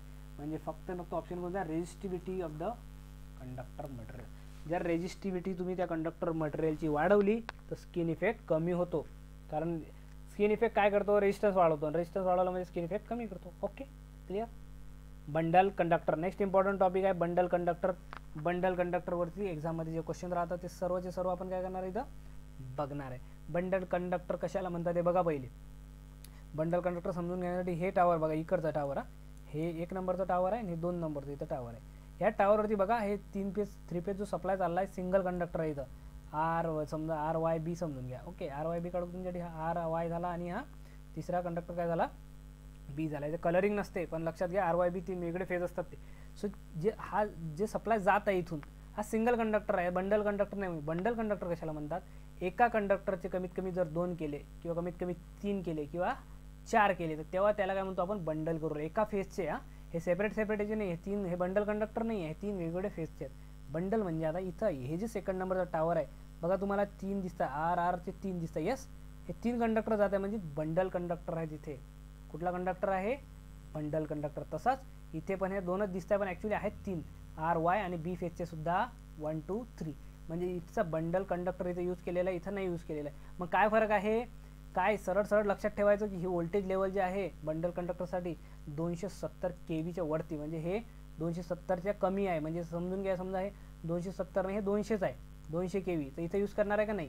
पण 270च्या वरती जर झाले तुमचे 300 kV असो किंवा 400 kV असो, त्यावेळेस कुठलं यूज करतो आपण, बंडल कंडक्टर, तेव्हा यूज करतो. इथं 200 किंवा 220 220 kVला आपण यूज करत नाही. 400 kV व्होल्टेज आलं तर आपण बंडल कंडक्टर तेव्हाच यूज करतो. नाही तर हे कधी कधी क्वेश्चन राहते एक्झाममध्ये, the bundle conductor is mainly use for the voltage range. तर अबो म्हणजे 270च्या वरती यूज करता, हे लक्षात ठेवणे. सो काय केलं आपण, हा जो R फेज असला आपला, त्या आरचा सिंगल कंडक्टर न यूज करता त्याला एक तर डबल कंडक्टर यूज करू शकतो आरचा आपण एका फेजचा, आणि किंवा त्या आर फेजचेच RYB कुठलाही फेज पर्टिक्युलरली, तर त्याला 3 मध्ये जर केलं तर आपण काय म्हणतो, बंडल म्हणतो. ओके, मग यामध्ये बंडल कंडक्टरमध्ये क्वेश्चन जो राहतो मेनली यूज फॉर द काय सांगितलं, व्होल्टेज त्यावरती तो यूज करतो. पण त्याची गरज काय, तर सर्वात जास्त जो क्वेश्चन एक्झाममध्ये विचारलेला काय, what is the use of bundle conductor to reduce, एका रिड्युसेसवाला लिहिलं क्वांटिटी, इन्क्रीजवाला लिहिलं काय, कोरोना लॉस रिड्यूस करण्यासाठी आपण काय करतो, बंडल कंडक्टर यूज करतो. कोरोना लॉस काय, हे आपण काय करू, जेव्हा लॉसेस झाला फेरंट सगळे जेव्हा इफेक्ट घेऊन कोरोना लॉस जो आहे तो नेक्स्ट, सध्या महत्त्व नाही आहे त्याचं, कारण आपण सध्या आपण व्होल्टेज लेवल बघत नाही. सध्या आपण काय डिझाईनमध्ये काय काय गोष्टी आहेत त्या बघतोय. जेव्हा कोरोना टॉपिक येईल तेव्हा मी पूर्ण प्रॉपर तो एक्सप्लेन तुम्हाला करणार आहे. So mainly use for the reducing corona, आणि तो यूज केव्हा करतो, 270च्या वर. झालं का, संपलं का, नाही. व्होल्टेज ग्रेडियंट यामुळे रिड्यूस होते, इंडक्टन्स पर फेज रिड्यूस होतो, कॅरेक्टरिस्टिक इम्पिडन्स रिड्यूस होतो. कसा, कॅरेक्टरिस्टिक इम्पिडन्सचा फॉर्म्युला माहीत असेल तुम्हाला, रूट L/C आहे. जर तुमचा इंडक्टन्स कमी होऊ राहिला तर ऑलवेज लक्षात घ्या तुमचा कॅरेक्टरिस्टिक इम्पिडन्स कमी होईल. आणि R' म्हणजे त्याला म्हणतो GMR म्हणतो आपण त्याला. GMR GMD नेक्स्ट स्लाइडवर तुमच्या येणार आहे, तर ते तुम्हाला एक्सप्लेन करेन. आणि कॅपॅसिटन्स काय होतो, जेव्हा बंडल कंडक्टर यूज करतो आपण कॅपॅसिटन्स पर फेज वाढतो. आणखी काय, जर कॅरेक्टरिस्टिक इम्पिडन्स जर कमी झाला तर तुमचं सर्ज इम्पिडन्स लोडिंग, जे तुमच्या नेक्स्ट क्लासमध्ये आपण एक्सप्लेन करणार आहे ते वाढणार आहे. कारण सर्ज इम्पिडन्स लोडिंगचा फॉर्म्युला सर्वांना माहिती आहे. काय सर्ज इम्पिडन्स लोडिंगचा फॉर्म्युला सांगा लवकर, आठवा. SIL surge impedance loading V²/ZC. ZC म्हणजे जर तुमचा सर्ज इम्पिडन्स जर कमी होत असेल, इथं हे झेडची व्हॅल्यू कमी होत आहे, तर तुमचा लोडिंग काय होणार आहे, वाढणार आहे. सर्ज इम्पिडन्स लोडिंग याने वाढतो. सो हे तुमच्या स्क्रीनवर किती प्रश्न झाले आता, की बंडल कंडक्टर कशासाठी यूज करतात, मग काय रिड्यूस होते, कोरोना लॉस येते, आणि बाकी क्वेश्चन आता आपण समोर बघणारच आहे. सो लक्षात घ्या, क्वेश्चन फॉर बंडल कंडक्टर काय तुमच्या समोर आहे. Bundle conductor mainly use in transmission high voltage overhead transmission to reduce transmission line losses, mechanical स्ट्रेंथसाठी रिड्यूस कोरोना रिड्यूस ॲक्ट. तर काय सांगितलं, मेन पर्पज काय सांगितलं आहे मी इथं, तर कोरोना लॉस रिड्यूस करण्यासाठी आपण काय करतो, बंडल कंडक्टरचा यूज करतो. Then next, bundle conductor in HV transmission system provides, काय करते बंडल कंडक्टर, काय करतो, इन्क्रीज कॅपॅसिटन्स फक्त इन्क्रीज होते, बाकी सगळं रिड्यूस होते. इंडक्टन्स काय होते, इंडक्टन्स रिड्यूस होते, व्होल्टेज ग्रेडियंटसुद्धा रिड्यूस होते, कॅपॅसिटन्स रिड्यूस होतो का नाही, कॅपॅसिटन्स इन्क्रीज होतो. हे तुमच्या मागच्या स्लाइडवर तुम्ही बघितलं असेल. इन्क्रीज विचारला आहे तर कॅपॅसिटन्स, बाकी सगळं काय होते, हे रिड्यूस होते. लक्षात ठेवणे, point to be note, screenshot काढून ठेवा किंवा नोट करून ठेवा. 10 वेळा व्हिडिओ पाहायचं काम पडलं नाही पाहिजे. Okay. Then next, which of the following is the statement is not correct. नॉटवर लक्षात ठेवा. हे आपण घाईघाईत, जर तुम्हाला टेस्ट सिरीज तुम्ही देत नसाल तर नॉटला तुम्ही 100% मॅक्झिमम वेळा काय करता, विसरून जातो, मग आपण आन्सर एकदम परफेक्ट चुकीचं देतो. So not correct use for the bundle conductor in the transmission line. Transmission लाईनमध्ये करेक्ट नाही आहे. कंट्रोल द व्होल्टेज ग्रेडियंट, तर बरोबर आहे. रिड्यूस द कोरोना लॉसेस, हे बरोबर आहे. रिड्यूस द रेडिओ इंटरफरन्स, बरोबर आहे. आणि इन्क्रीज द इंटरफरन्स म्हणतो का आपण, increase the interference transmission line, नाही, नॉट करेक्ट म्हटलं तर हे नॉट करेक्ट आहे. कारण इंटरफेरन्स वाढवत नाही, इंटरफेरन्स कमी करते. तो इंटरफेरन्स काय करतो, कमी करतो. इन्क्रीज म्हणजे इंटरफेरन्स म्हणजे कोणाला डिस्टर्ब करणं, डिस्टर्ब जास्त करतो का तो, नाही, कोरोना लॉस कमी करतो. आणि बंडल कंडक्टरमुळे इंटरफरन्स जो असतो तो लाईनवर तो सुद्धा रिड्यूस होतो. Okay. Then next, in H transmission spacing sub conductor bundle approximately. एखाद्या वेळेस असा स्पेसिफिक क्वेश्चन विचारतात. एखाद्या वेळेस काय होते, आपल्याला वाटतं सर हे काय विचारलं, पण त्यांनी हे तर आपल्याला कधी सब्जेक्टमध्ये रीड नाही करत आपण. सब कंडक्टर म्हणजे बंडल कंडक्टर तुम्हाला सांगितलं. आता हा जर वाय फेज आहे, वाय फेजचा एक कंडक्टर होता, काय होता, छोटा झाला, थोडा मोठा करतो तुम्ही, हा एवढा होता. ओके. मग याच कंडक्टरचे काय करू आपण, एक कंडक्टर यूज न करता आपण काय करतो, 3 छोटे कंडक्टर यूज करतो. ओके. एकाच वाय फेजचे 3 कंडक्टर इथं काय करतो, यूज करतो. मग 3 जे यूज करतो या कंडक्टरलाच काय म्हणतो आपण, याला म्हणतो आपण सब कंडक्टर. काय म्हणतो याला, सब कंडक्टर. म्हणजे तुम्हाला असं सबके सब कंडक्टर नाही आहे, सब पार्ट आहे. हा मेन कंडक्टर झाला आपला, यस, आणि हा सब कंडक्टर. तर याबद्दल विचारलेलं आहे की हे जे डिस्टन्स राहते मी एच व्हीमध्ये, हाय व्होल्टेज ट्रान्समिशनमध्ये, हे दोघांमधलं जे डिस्टन्स राहते, कोणत्याही दोघांमधलं, हे जनरली आहे एकामेकांबद्दल जे काही डिस्टन्स राहते ते राहते अप्रॉक्सिमेट 40 सेंटीमीटर. लक्षात ठेवा, एच व्ही ट्रान्समिशन तुम्हाला जर विचारलं तर किती, 40 सेंटीमीटर राहते सब कंडक्टरमधलं spacing. Then next topic, GMD आणि GMR. एक्झाम ओरिएंटेड आहे, तुम्हाला आवडला नाही आवडला तरी एक्झाममध्ये विचारतात. So be ready for that. तर त्यासाठीच मी तुम्हाला हे सांगण्यासाठीच एक शॉर्टमध्ये, एवढं इथं काही थेरी नाही, एका स्लाईडमध्ये खतम करणार आहे. सो GMDचा लॉंग फॉर्म जर कोणाला माहिती नसेल तर मी इथं सांगतो, जिओमेट्रिकल मीन रेडियस होते. याचा काय होते, GMRचा geometrical mean radius, M for mean, R for radius. Okay. Then GMDचा लॉंग फॉर्म काय आहे विचारू शकता एक्झाममध्ये, काय विचारू शकतात तुम्ही, असं नका समजू सर एवढं पांचट. कधी कधी काही विचारू शकतात, तर आपण रेडी पाहिजे. जिओमेट्रिक कधी कधी आपण एवढं ओव्हर थिंकिंग करतो की आपल्याला बेसिक प्रश्न येत नाही. मग जिओमेट्रिकल मेन डिस्टन्स, ते रेडियस झाली आणि हे काय झालं, डिस्टन्स झालं. डिस्टन्समध्ये फरक समजते का, नाही तर आपण इथं रेडियस आहे तर इथं डायमीटर आहे असं नाही आहे. लक्षात ठेवा. काही कधी कधी आपण कसं एकसाथ जास्त वेळा अभ्यास करतो ना, खूप सारा अभ्यास केल्यानंतर कन्फ्युजन जास्त होते, तर ह्या गोष्टी असतात तिथं. सो जिओमेट्रिकल मेन रेडियस कधी कधी एक्झाममध्ये क्वेश्चन लिहितात. हा जो मेन कंडक्टर आहे, बंडल कंडक्टर जेव्हा आपण करू राहिलो ना तर स्टडी करताना, हा आपला कंडक्टर कुठला होता, हा मेन कंडक्टर आहे. याचे काय केले आपण, हे 3 काय केले, एस बी म्हणजे SUB करतो आपण, सब कंडक्टर आहे ते. म्हणजे एकाच मेन कंडक्टरचे काय केलं आपण, 3 याच्यामध्ये स्प्लिट केलं. हे काय केलं, स्प्लिटिंग झालं. मग स्प्लिटिंग झाल्यामुळे काय होत असते, मेन कंडक्टरचा डायमीटर रेजिस्टन्स जर R असला, रेडियस जर R आहे त्याची, ओके, तर छोटे जे सब कंडक्टर आहेत त्याची रेडियस R' होते. त्या R' व्हॅल्यू किती असते, तर क्वेश्चन एक्झाममध्ये विचारतात डायरेक्ट, द सब कंडक्टरची रेडियस, हे काय, सब कंडक्टर जे आहे याची रेडियस की R' इज किती असते, तर किती असते 0.7788 इंटू हे ओरिजिनल कंडक्टरची रेडियस. ओरिजिनल म्हणजे मेन कंडक्टरची रेडियस, एवढी ते रेडियस बनते. एक्झाममध्ये सरळ सरळ विचारतात, छोट्या छोट्या गोष्टी आहेत, आपण लक्षात ठेवल्या पाहिजे. आणि GMD जिओमेट्रिकल मीन डिस्टन्स म्हणजेच तिघांची सेंटर बघतो आपण, याचं सेंटर आणि याचं सेंटर. यामध्ये बघा एखाद्या या दोघांमध्ये D1 आहे, या दोघांमध्ये D2 आहे आणि याच्यामध्ये D3 आहे. तर GMD जेव्हाही काढतो तर जेवढे डिस्टन्स असले, GMD जर कुठले 3 कंडक्टर आहे म्हणून काय करतो आपण, इथं अंडर रूट घ्यायचं, 3 कंडक्टर आहे म्हणून इथं 3 येते. डिस्टन्स किती, तिघामधलं 1 2 आणि 3 येणार. 4 कंडक्टर असले तर किती येणार आहे, इथं जर D4 असता तर इथे सुद्धा 3 न घेता इथं आपण काय घेतो, 4 घेतो आपण इथं. तर जेवढे कंडक्टर जेवढे डिस्टन्स तेवढा तो आपण घेत असतो. ओके, आलं लक्षात. GMD आणि GMR मध्ये काय फरक आहे, GMR म्हणजे छोटीशी रेडियस आणि GMD म्हणजे त्यातला म्युच्युअल डिस्टन्स. हे सेल्फ झालं, याला आपण काय म्हणतो, GMRला एक दुसरं नाव आहे सेल्फ, GMD सुद्धा म्हणतो. सेल्फ म्हणजे हे त्या कंडक्टरच्या कंडक्टरबद्दल आहे आणि GMDचं काय म्युच्युअल आहे, म्युच्युअल म्हणतो आपण. म्युच्युअल म्हणजेच सब कंडक्टरमधलं काय करते, डिस्टन्स. ओके, मग यामध्ये आणखी GMDमध्ये एक गोष्ट लक्षात ठेवा, हे जे स्पेसिंग आपण काय करतो बंडल कंडक्टरमध्ये, याला जे स्पेसिंग असते जर इक्वल असली, हे डिस्टन्स बघा एकमेकांपासून असे काय आहे ट्रँग्युलरमध्ये आहेत, यालाच काय म्हणतो आपण, कुठली स्पेसिंग म्हणतो, सिमेट्रिकल स्पेसिंग म्हणतो आपण याला. सिमेट्रिकल स्पेसिंगवरती क्वेश्चन राहतात. ह्या छोट्या छोट्या गोष्टी आहेत, याच्यावरून एक कन्सेप्ट बनत असतो आणि एक्झाममध्ये कन्सेप्ट ओरिएंटेड जेव्हाही पेपर येतो तेव्हा आपल्याला ह्या वर्डिंग लक्षात आलं पाहिजे. सिमेट्रिकल स्पेसिंग म्हणजे सांगितलं होतं की 3 कंडक्टरमधलं डिस्टन्स जे आहे सेम पाहिजे.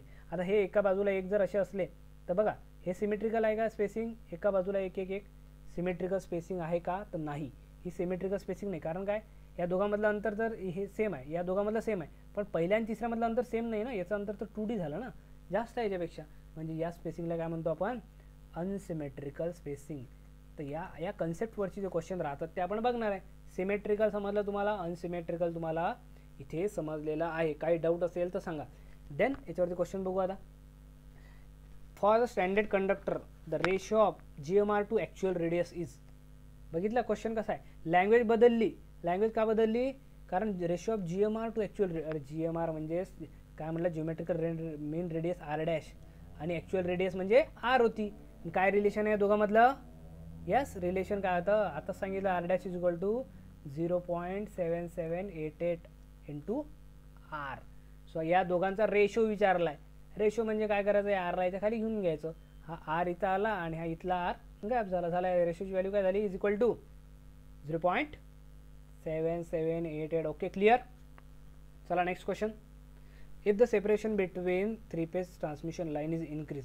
जर 3 या ट्रान्समिशन लाईन आहेत याचं जर सेपरेशन वाढवलं, काय हे सेपरेशन जेव्हा आपण वाढवतो तिघामधले डिस्टन्स जेव्हा वाढवतो तर काय फरक पडते, इंडक्टन्स विल बी इन्क्रीजेस आणि capacitance will be remain same. काय म्हणते, inductance will be increases, capacitance remains same.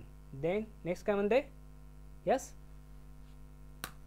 both inductance and capacitance will increase, the inductance will increase, capacitance will decrease. हे कसं काय समजणार आहे आपण, आता समोरचा जो आपला टॉपिक आहे काय, याच्यामध्ये आपण कॅपॅसिटन्स, इंडक्टन्स आणि ते याचं GMDचं काय रिलेशन आहे ते सांगतो तुम्हाला. ओके, मग या क्वेश्चनवर आपण वापस येऊ. नेक्स्ट टॉपिक आपला ट्रान्सपोजिशन ऑफ लाईन. ट्रान्सपोजिशन ऑफ लाईन म्हणजे टॉपिक म्हणजे काय, आपल्याला याची थेअरी वाचायची काय जास्त नाही. ट्रान्सपोजिशन लाईन जी करत असतात त्याला काय म्हणतात. ही जी लाईन चालली आहे आपली, कुठले फेज आहेत हे RYB, ही लाईन जी जात असते ही ट्रान्समिशन लाईन आहे. छोटी तुम्हाला एक फॉर एक्झाम्पलसाठी मी स्वतः बनवलं आहे की ट्रान्सपोजिशन जेव्हा करतात तेव्हा काय करतात, पोझिशन हे जे पॉवर कंडक्टर आहे शिफ्ट करतात 120 डिग्रीनं. ट्रान्सपोजिशन म्हणजे शिफ्टिंग काय करतात, पोझिशन कशाची, जर कंडक्टरची पोझिशन म्हणजे जर R इथं सध्या किती आहे, सर्वात वर आहे तर त्याला 120 डिग्रीनं खाली घेतलं, पुन्हा नंतर सुद्धा 120 कितीचा चेंज होत आहे, 120 डिग्री. इथं पुन्हा खालच्यावर आला म्हणजे 120 डिग्री. सो ट्रान्सपोजिशन म्हणजे शिफ्टिंग पोझिशन बाय 120 डिग्री. किती, 120 डिग्री. ऑप्शनमध्ये विचारू शकतात. हा क्वेश्चन सरळ बनतो. मग ट्रान्सपोजिशनचा काय ॲडव्हान्टेज आहे, हे इथं टावर टाईप बनवलं मी तुम्हाला की ह्या टावर मग आपोआप होते का, ते एखादं एक टावर असते त्या टावरवरतीच ट्रान्सपोजिशनसाठी स्पेशल बनलेलं असतात ते टावर, जेणेकरून काय होते की ट्रान्सपोजिशन करण्यासाठी आपल्याला ते इझी पडते. हे टावर असे स्पेसिफिक टावर त्या पॉईंटला सेट केलेले असतात. ट्रान्सपोजिशन जेव्हाही करतो आपण त्यामुळे काय होते, जो इंटरफरन्स असते, कुठला इंटरफरन्स टू द कुठली लाईन असते ती, ही जी वरती लाईन जात असते कम्युनिकेशन टावरच्या वरती, जर सगळं टॉपमध्ये कंडक्टर बघितलं असेल तुम्ही, फायबर ऑप्टिक केबल असते. ओके, केबल अशी जात असते याच्यावरती RYBच्या वरती, ते कम्युनिकेशन लाईन असते. कुठली लाईन असते ती, कम्युनिकेशन लाईन म्हणतो आपण त्याला. कम्युनिकेशन लाईन कम्युनिकेट करण्यासाठी असते. 2 सबस्टेशन किंवा बाकी इन्फॉर्मेशन इकडे डेटा ट्रान्सफर केलेला असते त्यांनी, पण त्यामध्ये काय होते, इंटरफरन्स होते. कारण एक रिॲक्टन्स व्होल्टेज असतो या कंडक्टरमध्ये तयार होत असतो. रिॲक्टन्स व्होल्टेज VR म्हणतो आपण त्याला. इन बिटवीन या कंडक्टरमध्ये काय होते, स्वतः तयार होत असते. कारण AC करंट जेव्हाही फ्लो होतो एखाद्या कंडक्टरमध्ये, त्या AC करंट जर फ्लो झाला याच्यामधून, त्याची मॅग्नेटिक फील्ड स्वतःची ते जनरेट करत असते. कंटिन्यू काय झालं, एका कंडक्टरची याची मॅग्नेटिक फील्ड, याची मॅग्नेटिक फील्ड. ओके, आणि त्यानंतर B फेज आहे तो Y फेज आहे तो वायची पण सुद्धा स्वतःची मॅग्नेटिक फील्ड. यामुळे काय होते, एक रिॲक्टन्स म्हणजे व्होल्टेज माहिती आहे तुम्हाला, is equal to -NdΦ/dt, rate of कर्ज ऑफ. जसं फ्लक्स चेंजिंग झाले, करंट चेंज फ्लक्स चेंजेसमध्ये व्होल्टेज इंड्यूस होतो. मग या म्युच्युअली इंड्यूस याला नाव दिलं त्यांनी, VR नाव दिलं, रिॲक्टन्स व्होल्टेज. हे व्होल्टेज जर तुम्ही ट्रान्सपोज लाईन नाही केली तर व्होल्टेज काय continue through out the range सेमच राहते. जर सरळ सरळ तुम्ही कंडक्टर पास केले तर काय होते ते रिॲक्टन्स व्होल्टेज असते ते डिस्टर्ब करते आपल्या कम्युनिकेशन लाईनला, म्हणून आपण ट्रान्सपोज करतो आणि ट्रान्सपोज करतो डिग्री बाय 120 डिग्री. त्याच्यावरती क्वेश्चन बघा. क्वेश्चन आहे the transmission line are transpose to. Main काय आहे त्याचा पर्पज? करोना लॉस आहे काय? करोना लॉस रिड्यूस करण्यासाठी काय यूज करतो आपण? आता सांगितलं होतं बंडल कंडक्टर यूज करतो. स्किन इफेक्टचं काय रिलेशन आहे का? स्किनचं रिलेशन फक्त कशासोबत आहे? फ्रिक्वेन्सी सोबत, एरिया सोबत आणि परमिएबिलिटी सोबत आहे. आणि फ्रिक्वेन्सी सोबत आहे मीन्स AC आणि DC सोबत आहे. AC मध्ये सोबतच आहे, DC मध्ये काही रिलेशन नाही, कारण DC मध्ये फ्रिक्वेन्सी किती असते आपली 0 असते, हे लक्षात ठेवणे. नेक्स्ट जो ऑप्शन आहे prevent interference with neighbouring line and telephone line. हेच महत्त्वाचं आहे की जे इंटरफरन्स जे आहे ट्रान्समिशन लाईनचा जो जे कम्युनिकेशन लाईन म्हणतो आपण, त्याचा इंटरफरन्स काय करतो? प्रिव्हेंट करतो. त्यासाठी आपण लाईनला काय करतो? ट्रान्सपोज करतो. शॉर्ट सर्किटचं काम नाही. शॉर्ट सर्किट जर झाला तर त्यासाठी काय असतो? एक रिॲक्टर असतो, रिॲक्टर कॉईल असते, किंवा आपण प्रोटेक्शनसाठी रिले लावतो, सर्किट ब्रेकर लावतो. याचा काही ट्रान्सपोजचा काही त्यामध्ये रोल नाही. Next question, transposition of line is done to बघा एक काय सांगितलं तुम्ही तुम्हाला की जी कम्युनिकेशन लाईन आहे त्याचा इफेक्ट त्याला डिस्टर्बन्स नाही झाला पाहिजे. आणि देन दुसरा जो आहे दुसरा ऑप्शन आहे आपल्याकडे balance voltage drop. Balance voltage drop म्हणजे हे जे व्होल्टेज ड्रॉप होतं, रिॲक्टन्स व्होल्टेज ड्रॉप होते, त्याला बॅलन्स करण्यासाठी आपण काय करतो? 120 डिग्रीनं कंडक्टरला काय करतो? प्रत्येक 120 डिग्रीने आपण काय करतो? त्याला शिफ्ट करत असतो. त्याची पोझिशन आपण काय करतो? शिफ्ट करत असतो. जेणेकरून काय होते? तो जो रिॲक्टन्स व्होल्टेज ड्रॉप त्यात क्रिएट होते तो होत नाही. तो काय होते? 120 डिग्रीनं का बरं असं करतात तर लक्षात घ्या. एखादा आर फेजने जर तयार केला तर आर फेजला काय केलं आपण? प्लस आर फेजला पुन्हा आपण 120 डिग्री ॲट एन अँगल 120 डिग्रीनं जेव्हा तुम्ही शिफ्ट केलं पुढे 120 डिग्रीनं पुन्हा शिफ्ट केलं, देन अजून काय केलं? त्याला अजून 120 डिग्री शिफ्ट केलं म्हणजे 240 डिग्री. आणि यांची जेव्हा समेशन करताना तुम्ही त्याची समेशन किती येते? 0. म्हणून हे 120 किती प्रत्येक वेळेस आपण करत राहतो आणि ते समेशन 0 येते. म्हणजे ते रिॲक्टन्स व्होल्टेज जे प्रोड्यूस केलं एका पर्टिक्युलर फेजनं ते काय होऊ शकते? 0. म्हणून balance the line voltage drop. Okay. Next, equilateral facing of the conductor.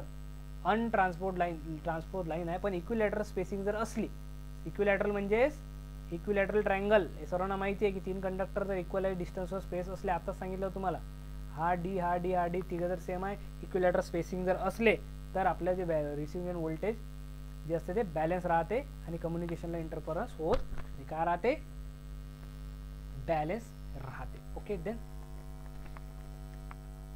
Transmission line parameter. Next topic महत्त्वाचा, एक्झाम ओरिएंटेड भरपूर महत्त्वाचा टॉपिक आहे. यातमध्ये काय पॅरामीटर आहे? एखादी ट्रान्समिशन लाईन जी असली तर 4 पॅरामीटर असतात. कुठले? R, L, C आणि G. मग हे कुठे दाखवतो आपण? तर हे तुमच्यासाठी मी डायग्राम बनवली आहे जेणेकरून हे तुम्हाला लक्षात येईल. हा जो कंडक्टर आपला चाललेला आहे, या कंडक्टरमध्ये काय होते? कंडक्टरचा स्वतःचा रेजिस्टन्स राहतो. इथं R काढलेला आहे बघा. तुम्हाला समजण्यासाठी R दाखवलं आहे की या कंडक्टरचा स्वतः स्पेसिफिकली रेजिस्टन्स राहते. आणि त्याचा फॉर्म्युला काय आहे? R जर काढायचा विचार rho L by A. Okay. याचं युनिट काय राहील? तर ओहम पर किलोमीटर राहते. किलोमीटर कारण की ट्रान्समिशन लाईन हे किलोमीटरपर्यंत जात असते. याचं जर युनिट दिलं तुम्हाला, याचं कधी रेजिस्टन्स जर स्पेसिफाय केलं एका लाईनचं तर आपल्याला पर किलोमीटरमध्ये देतात. काय देतात? Ohm per kilometre. म्हणजे एका किलोमीटरसाठी किती राहील? फॉर द रेजिस्टन्स हे युनिट आहे. कशासाठी? ट्रान्समिशन लाईनसाठी ओहम पर किलोमीटर. 10 किलोमीटरसाठी 20 किलोमीटरसाठी पर किलोमीटर दिलेलं असते. त्याप्रकारे इंडक्टन्स जरी दिलेला आहे तुम्हाला, इंडक्टन्स ऑफ द लाईन, कारण की इंडक्टन्स का बरं? AC करंट यामधून फ्लो होते म्हणून हा मी इथं काय काढलेला आहे? इंडक्टन्स तुम्हाला समजून सांगण्यासाठी लाईनचा इंटरव्ह्यू. हे काय दोघं सिरीजमध्ये असतात, लक्षात ठेवणे. इंडक्टन्सचा फॉर्म्युला काय? Inductance magnetic flux linkage upon current. म्हणजे मॅग्नेटिक फ्लक्स लिंकेज होते, करंट फ्लो होते, त्यावर आपण इंडक्टन्स काढतो. याचा फॉर्म्युला कधी कधी एक्झाममध्ये क्वेश्चन न्यूमेरिकल राहू शकते. सो फॉर्म्युला काय लिहिणार आहे तुम्ही?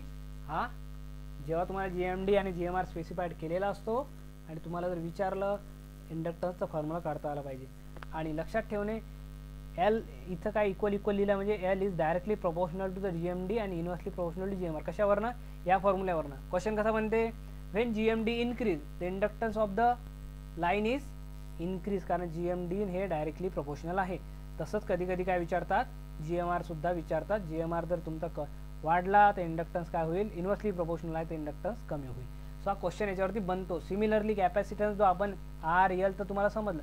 सी म्हणजे इथे ॲक्च्युअलमध्ये कॅपॅसिटन्स असते कसा नाही, इथं कॅपॅसिटन्स काही नसते, पण या लाईन आणि अर्थमध्ये काय होत असते कॅपॅसिटन्सचा एक फॉर्मिंग होते. तो आपण असं दाखवत नाही, आपण इंडक्टन्स दाखवत नाही, रेजिस्टन्स दाखवत नाही, पण ॲक्च्युअलमध्ये काय होते ही अर्थ आहे, खाली मी अर्थ काढली आहे तुमच्यासाठी, अर्थ आहे, हा कंडक्टर आहे लाईव्ह कंडक्टर. तर यामध्ये काय होते एक सिमेट्रिकल एक स्पेसिंग बनल्यामुळे एक कॅपॅसिटन्स फॉर्म होतो. या कॅपॅसिटन्सला आपण शंटमध्ये दाखवतो. याला सिरीजमध्ये दाखवणार आहे का कॅपॅसिटन्स एका कंडक्टरचा एकामेक सिरीजमध्ये का बरं दाखवत नाही आहे, कारण हा स्वतःमध्ये थोडी कॅपॅसिटन्स फॉर्म करणार आहे. इथे असं काही कॅपॅसिटन्स स्वतःमध्ये फॉर्म करणार आहे का नाही, असा कॅपॅसिटन्स फॉर्म होत नसतो. तो विथ रिस्पेक्ट टू सेकंड एक दुसरा वाय फेज किंवा बी फेज RYB फेज असला तर दुसऱ्या फेजसोबत होतो, पण जनरली आपण पर्टिक्युलरली काय करतो एका कंडक्टरचे रिलेशनशिप घेतो, एक सिंगल फेज आहे विथ रिस्पेक्ट टू अर्थ एक तुमचा कॅपॅसिटन्स बनतो, त्यालाच आपण असं शंटमध्ये दाखवतो. त्याचा फॉर्म्युला जर विचारला तुम्हाला तर इथेच बघा इंडक्टरमध्ये मॅग्नेटिक फ्लक्स लिंकेज आहे, तर कॅपॅसिटरचा इलेक्ट्रिक फ्लक्स लिंकेज अपॉन इथे होता करंट, इथे आहे व्होल्टेज. याला C=Q/V लक्षात ठेवा. भरपूर वेळा एक क्वेश्चन राहतो, भरपूर वेळा म्हणजे मला समजत नाही की या फॉर्म्युलाला एवढं काय महत्त्व आहे, हे लिहून घ्या तुम्ही. C=Q/V इतक्या वेळा क्वेश्चन राहतो याच्यावरती, थेरोटिकल क्वेश्चन की भरपूर वेळा राहतो, एक न्यूमेरिकल राहते, कधी थेरी राहते, काही समजत नाही याचं काय मोमेंटम आहे, तर यांना काही लक्षात घ्या. ओके, नेक्स्ट आपला फॉर्म्युला C=V झालेला आहे. C=Q/V झाला. त्यानंतर GMDच्या फॉर्ममध्ये काय 2πε, C=2πε natural log of GMD upon GMR. कसं लिहिलं आहे 2πε natural log ln of GMD upon GMR. हे फॉर्म्युला लिहून घ्या. फक्त तुम्ही जर व्हिडिओ पाहत असाल तर ते काही त्याला अर्थ नाही, पेन चालवा सध्या. सीची व्हॅल्यू जर विचारली तर इथं रिलेशन काय आहे इन्व्हर्सली प्रोपोर्शनल टू GMR, म्हणजे सी इज प्रोपोर्शनॅलिटी विचारलं तर GMDला इन्व्हर्सली प्रोपोर्शनल आहे, GMD खाली आहे, पण हा त्याच्यापेक्षा खाली आहे डिनोमिनेटर, म्हणजे हा खाली म्हणजे याचा अर्थ हा याचा GMR जो आहे वरती असण्यासारखा आहे, कारण डिनॉमिनेटर ऑफचा डिनोमिनेटर म्हणजेच न्यूमरेटरपर्यंत येत असतो, म्हणून हा डायरेक्टली प्रोपोर्शनल टू काय GMR. कॅपॅसिटन्स जो आहे तो GMRला प्रोपोर्शनल आहे आणि इन्व्हर्सली प्रोपोर्शनल टू GMD आहे. या उलट बघा दोघांचं रिलेशन उलट आहे. इथं तुम्ही इंडक्टन्सवाला बघू शकता, इथं तुम्ही कॅपॅसिटन्सवाला बघू शकता. हे इथं खाली स्पेसिफाय केलेलं आहे. कुठं स्पेसिफाय केलेलं आहे, इथं तुम्हाला सेपरेटली मी स्पेसिफाय करून दिलं आहे. हे इक्वल म्हणजे इक्वल नसते, हे डायरेक्टली प्रोपोर्शनलिटीचं साईन आहे. हे एक रिलेशन एक्झाममध्ये आणि हे एक रिलेशन विचारू शकतो. आणि G generally G for RLC capacitance सर्वांना समजला आहे, इंडक्टन्स सर्व समजलं आहे, पण राहिला प्रश्न G कोण असते, G फॉर ग्राउंड आहे का, yes G for ground, G for conductance आहे, ग्राउंड नाही आहे. G फॉर कंडक्टन्स म्हणजे हे जे टावर आहे, एखादं मी टावर काढलंय तुम्हाला समजायसाठी की याच्यावरूनच कंडक्टर ट्रान्समिशन लाईन पास होत असते.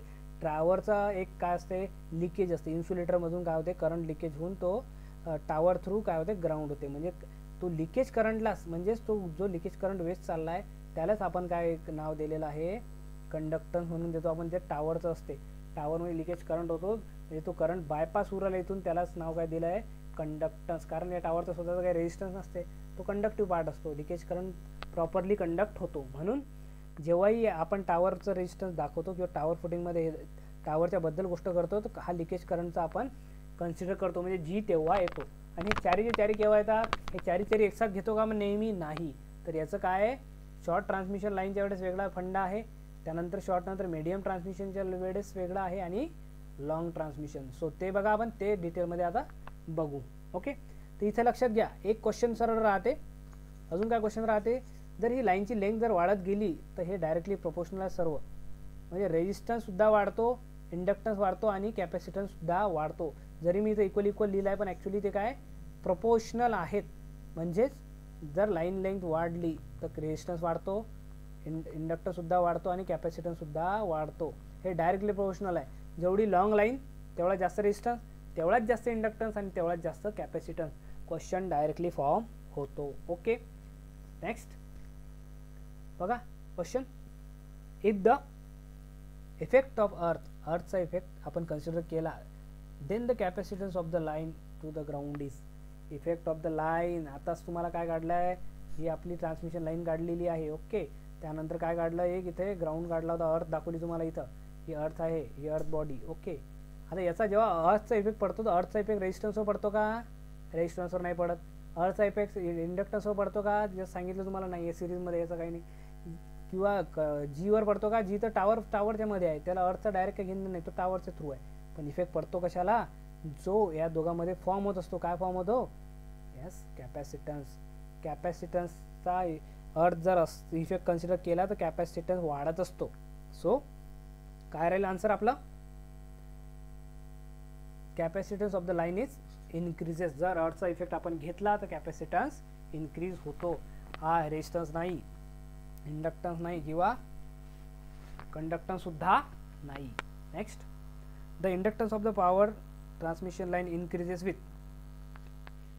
Inductance of the power transmission line is increases with. आता सांगितलं डिक्रीज इन लाईन लेंथ नाही, इन्क्रीज इन डायमीटरवर डिपेंड करतो, तो स्पेसिंग बिटवीन याच्यावर करतो किंवा लोड करंट. आता रिलेशन काय आपलं, yes L is equal to, L is directly proportional to the GMD किंवा फॉर्म्युला काय लिहिला होता, 0.2 ln of GMD upon GMR. काय सांगितलं होतं, GMD अपॉन GMR. मग GMD अपॉन GMR म्हटलं तर आता इंडक्टन्स काय होणार आहे, इन्क्रीज होणार आहे की कमी होणार आहे, सांगा लवकर. जर तुमची काय केलं आहे, ऑप्शन वाचा, स्पेसिंग वाढली तर इंडक्टन्सवर काही फरक पडणार आहे का, स्पेसिंग वाढली तर इंडक्टन्सवर काही फरक पडणार आहे, यस ओके. सांगा काय उत्तर आहे, लवकर सांगा, कमेंट करा. जेव्हाही इथं काय लिहिलंय सरळ सरळ, स्पेसिंग वाढली म्हणजे spacing between the face conductor जर वाढवलं तर तुमचं इंडक्टन्स काय होईल, GMD वाढेल. GMD जर वाढला तर इंडक्टन्स वाढते की कमी येते, चला लवकर सांगा. GMD okay. चला नेक्स्ट क्वेश्चन कडे जाऊ आपण.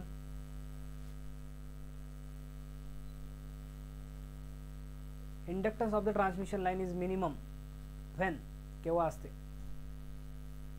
Inductance of the transmission line is minimum. इंडक्टन्सचा फॉर्म्युला तोच आहे 0.2 ln. इथं नॅचरल लॉग इथं लिहितो, ते लिहायची गरज नाही, पण ते कसं आहे पूर्ण फॉर्म्युला लिहावा लागेल, नाही तर तुम्ही वेगळं GMD upon GMR. Okay, GMD upon GMR. Directly proportional काय, L is directly proportional to GMD आणि inversely proportional to the GMR. Question काय आहे की याची मिनिमम व्हॅल्यू केव्हा असेल, मिनिमम व्हॅल्यू इज फॉर जेव्हा GMD जे असेल, GMD कमी असेल आणि GMR हाय असेल.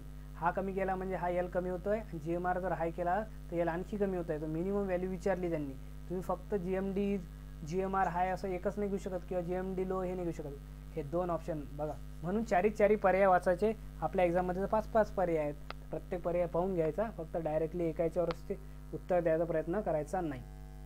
Long transmission line is considerable. काय असतं लॉंग ट्रान्समिशन लाईनमध्ये, तर तो कॅपॅसिटन्स असतो, शंट कॅपॅसिटन्स घेतो आपण, कारण रेजिस्टन्स आणि इंडक्टन्स तर असतोच.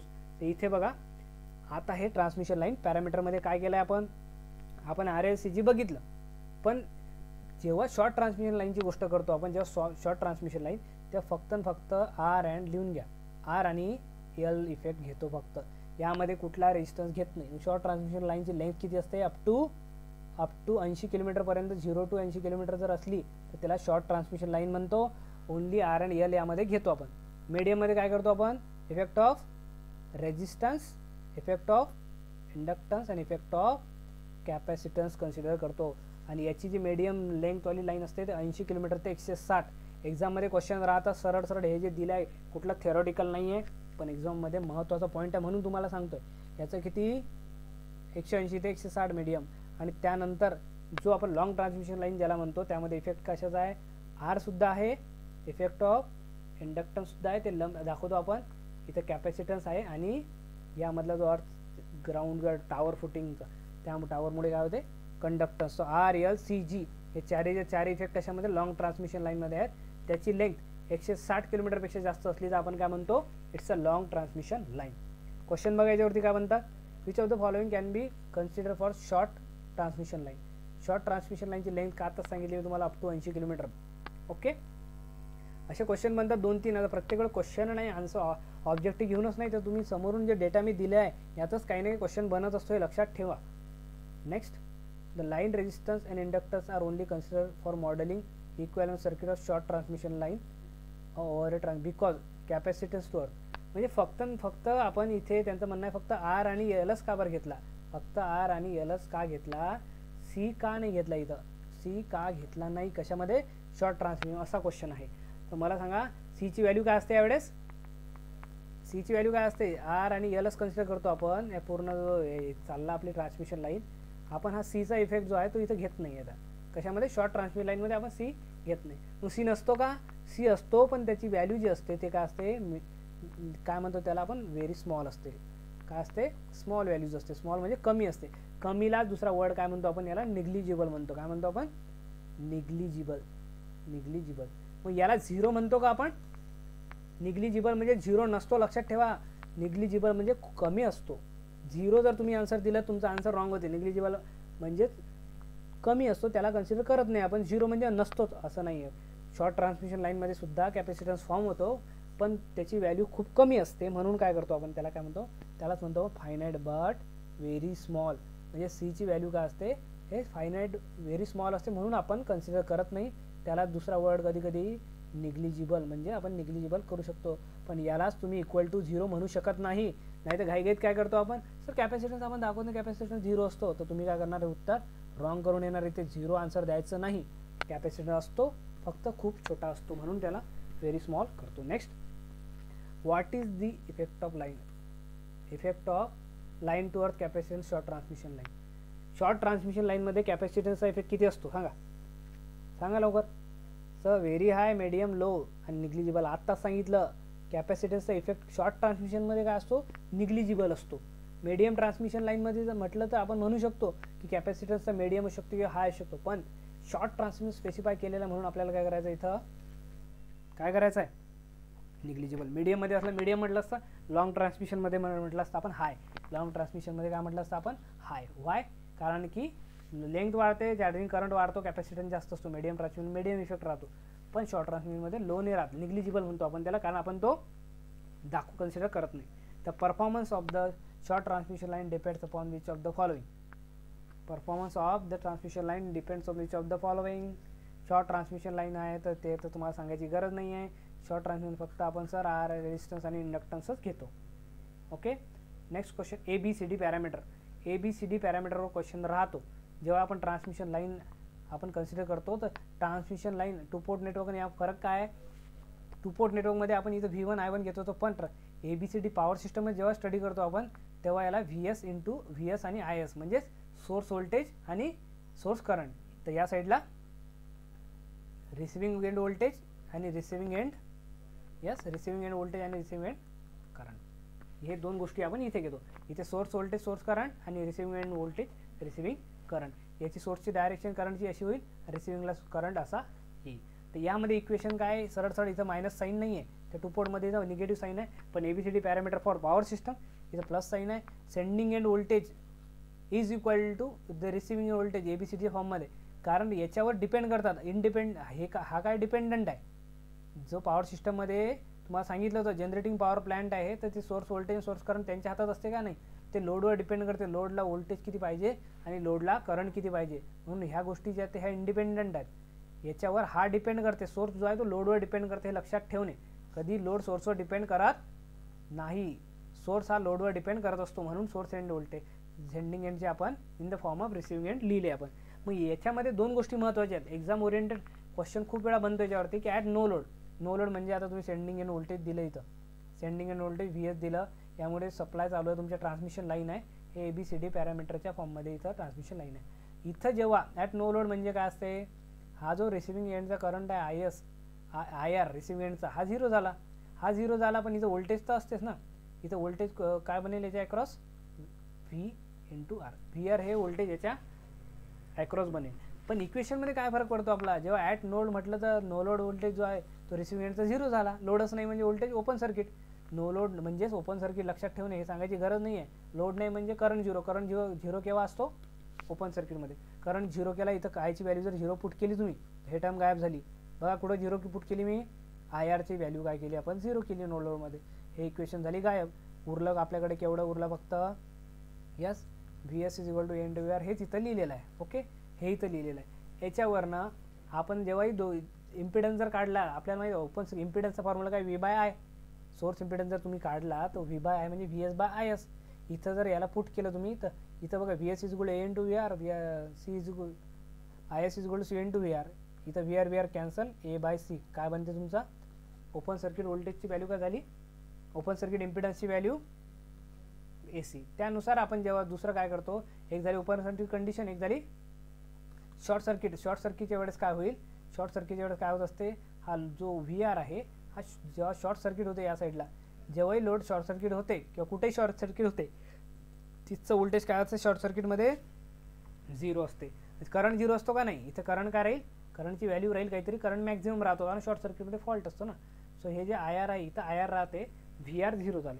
व्ही आर 0 म्हणजे इथं टाकलं तुम्ही, व्ही आर 0 केला हे टर्म, हे 0 झाली इथे, तर उरलं काय फक्त V S is equal to V S is equal to B into I R आणि I S is equal to D into I R. याला शॉर्ट सर्किट जेव्हा इम्पिडन्स काढतो आपण तर व्ही एस बाय आय एसच करू राहिलो. इथं आपल्याला बी आय आर आणि ते डी आय आर दिसतं तुम्हाला, आय आर कॅन्सल झालं, बी बाय डी. आणि आपल्याला एक कॅरेक्टरिस्टिक इम्पिडन्सचा हा फॉर्म्युला लक्षात ठेवणे. जनरली आपण काय करतो, कॅरेक्टर इम्पिडन्सचा formula Z C is equal to काय करतो, रूट एल बाय सी आपण लक्षात ठेवतो.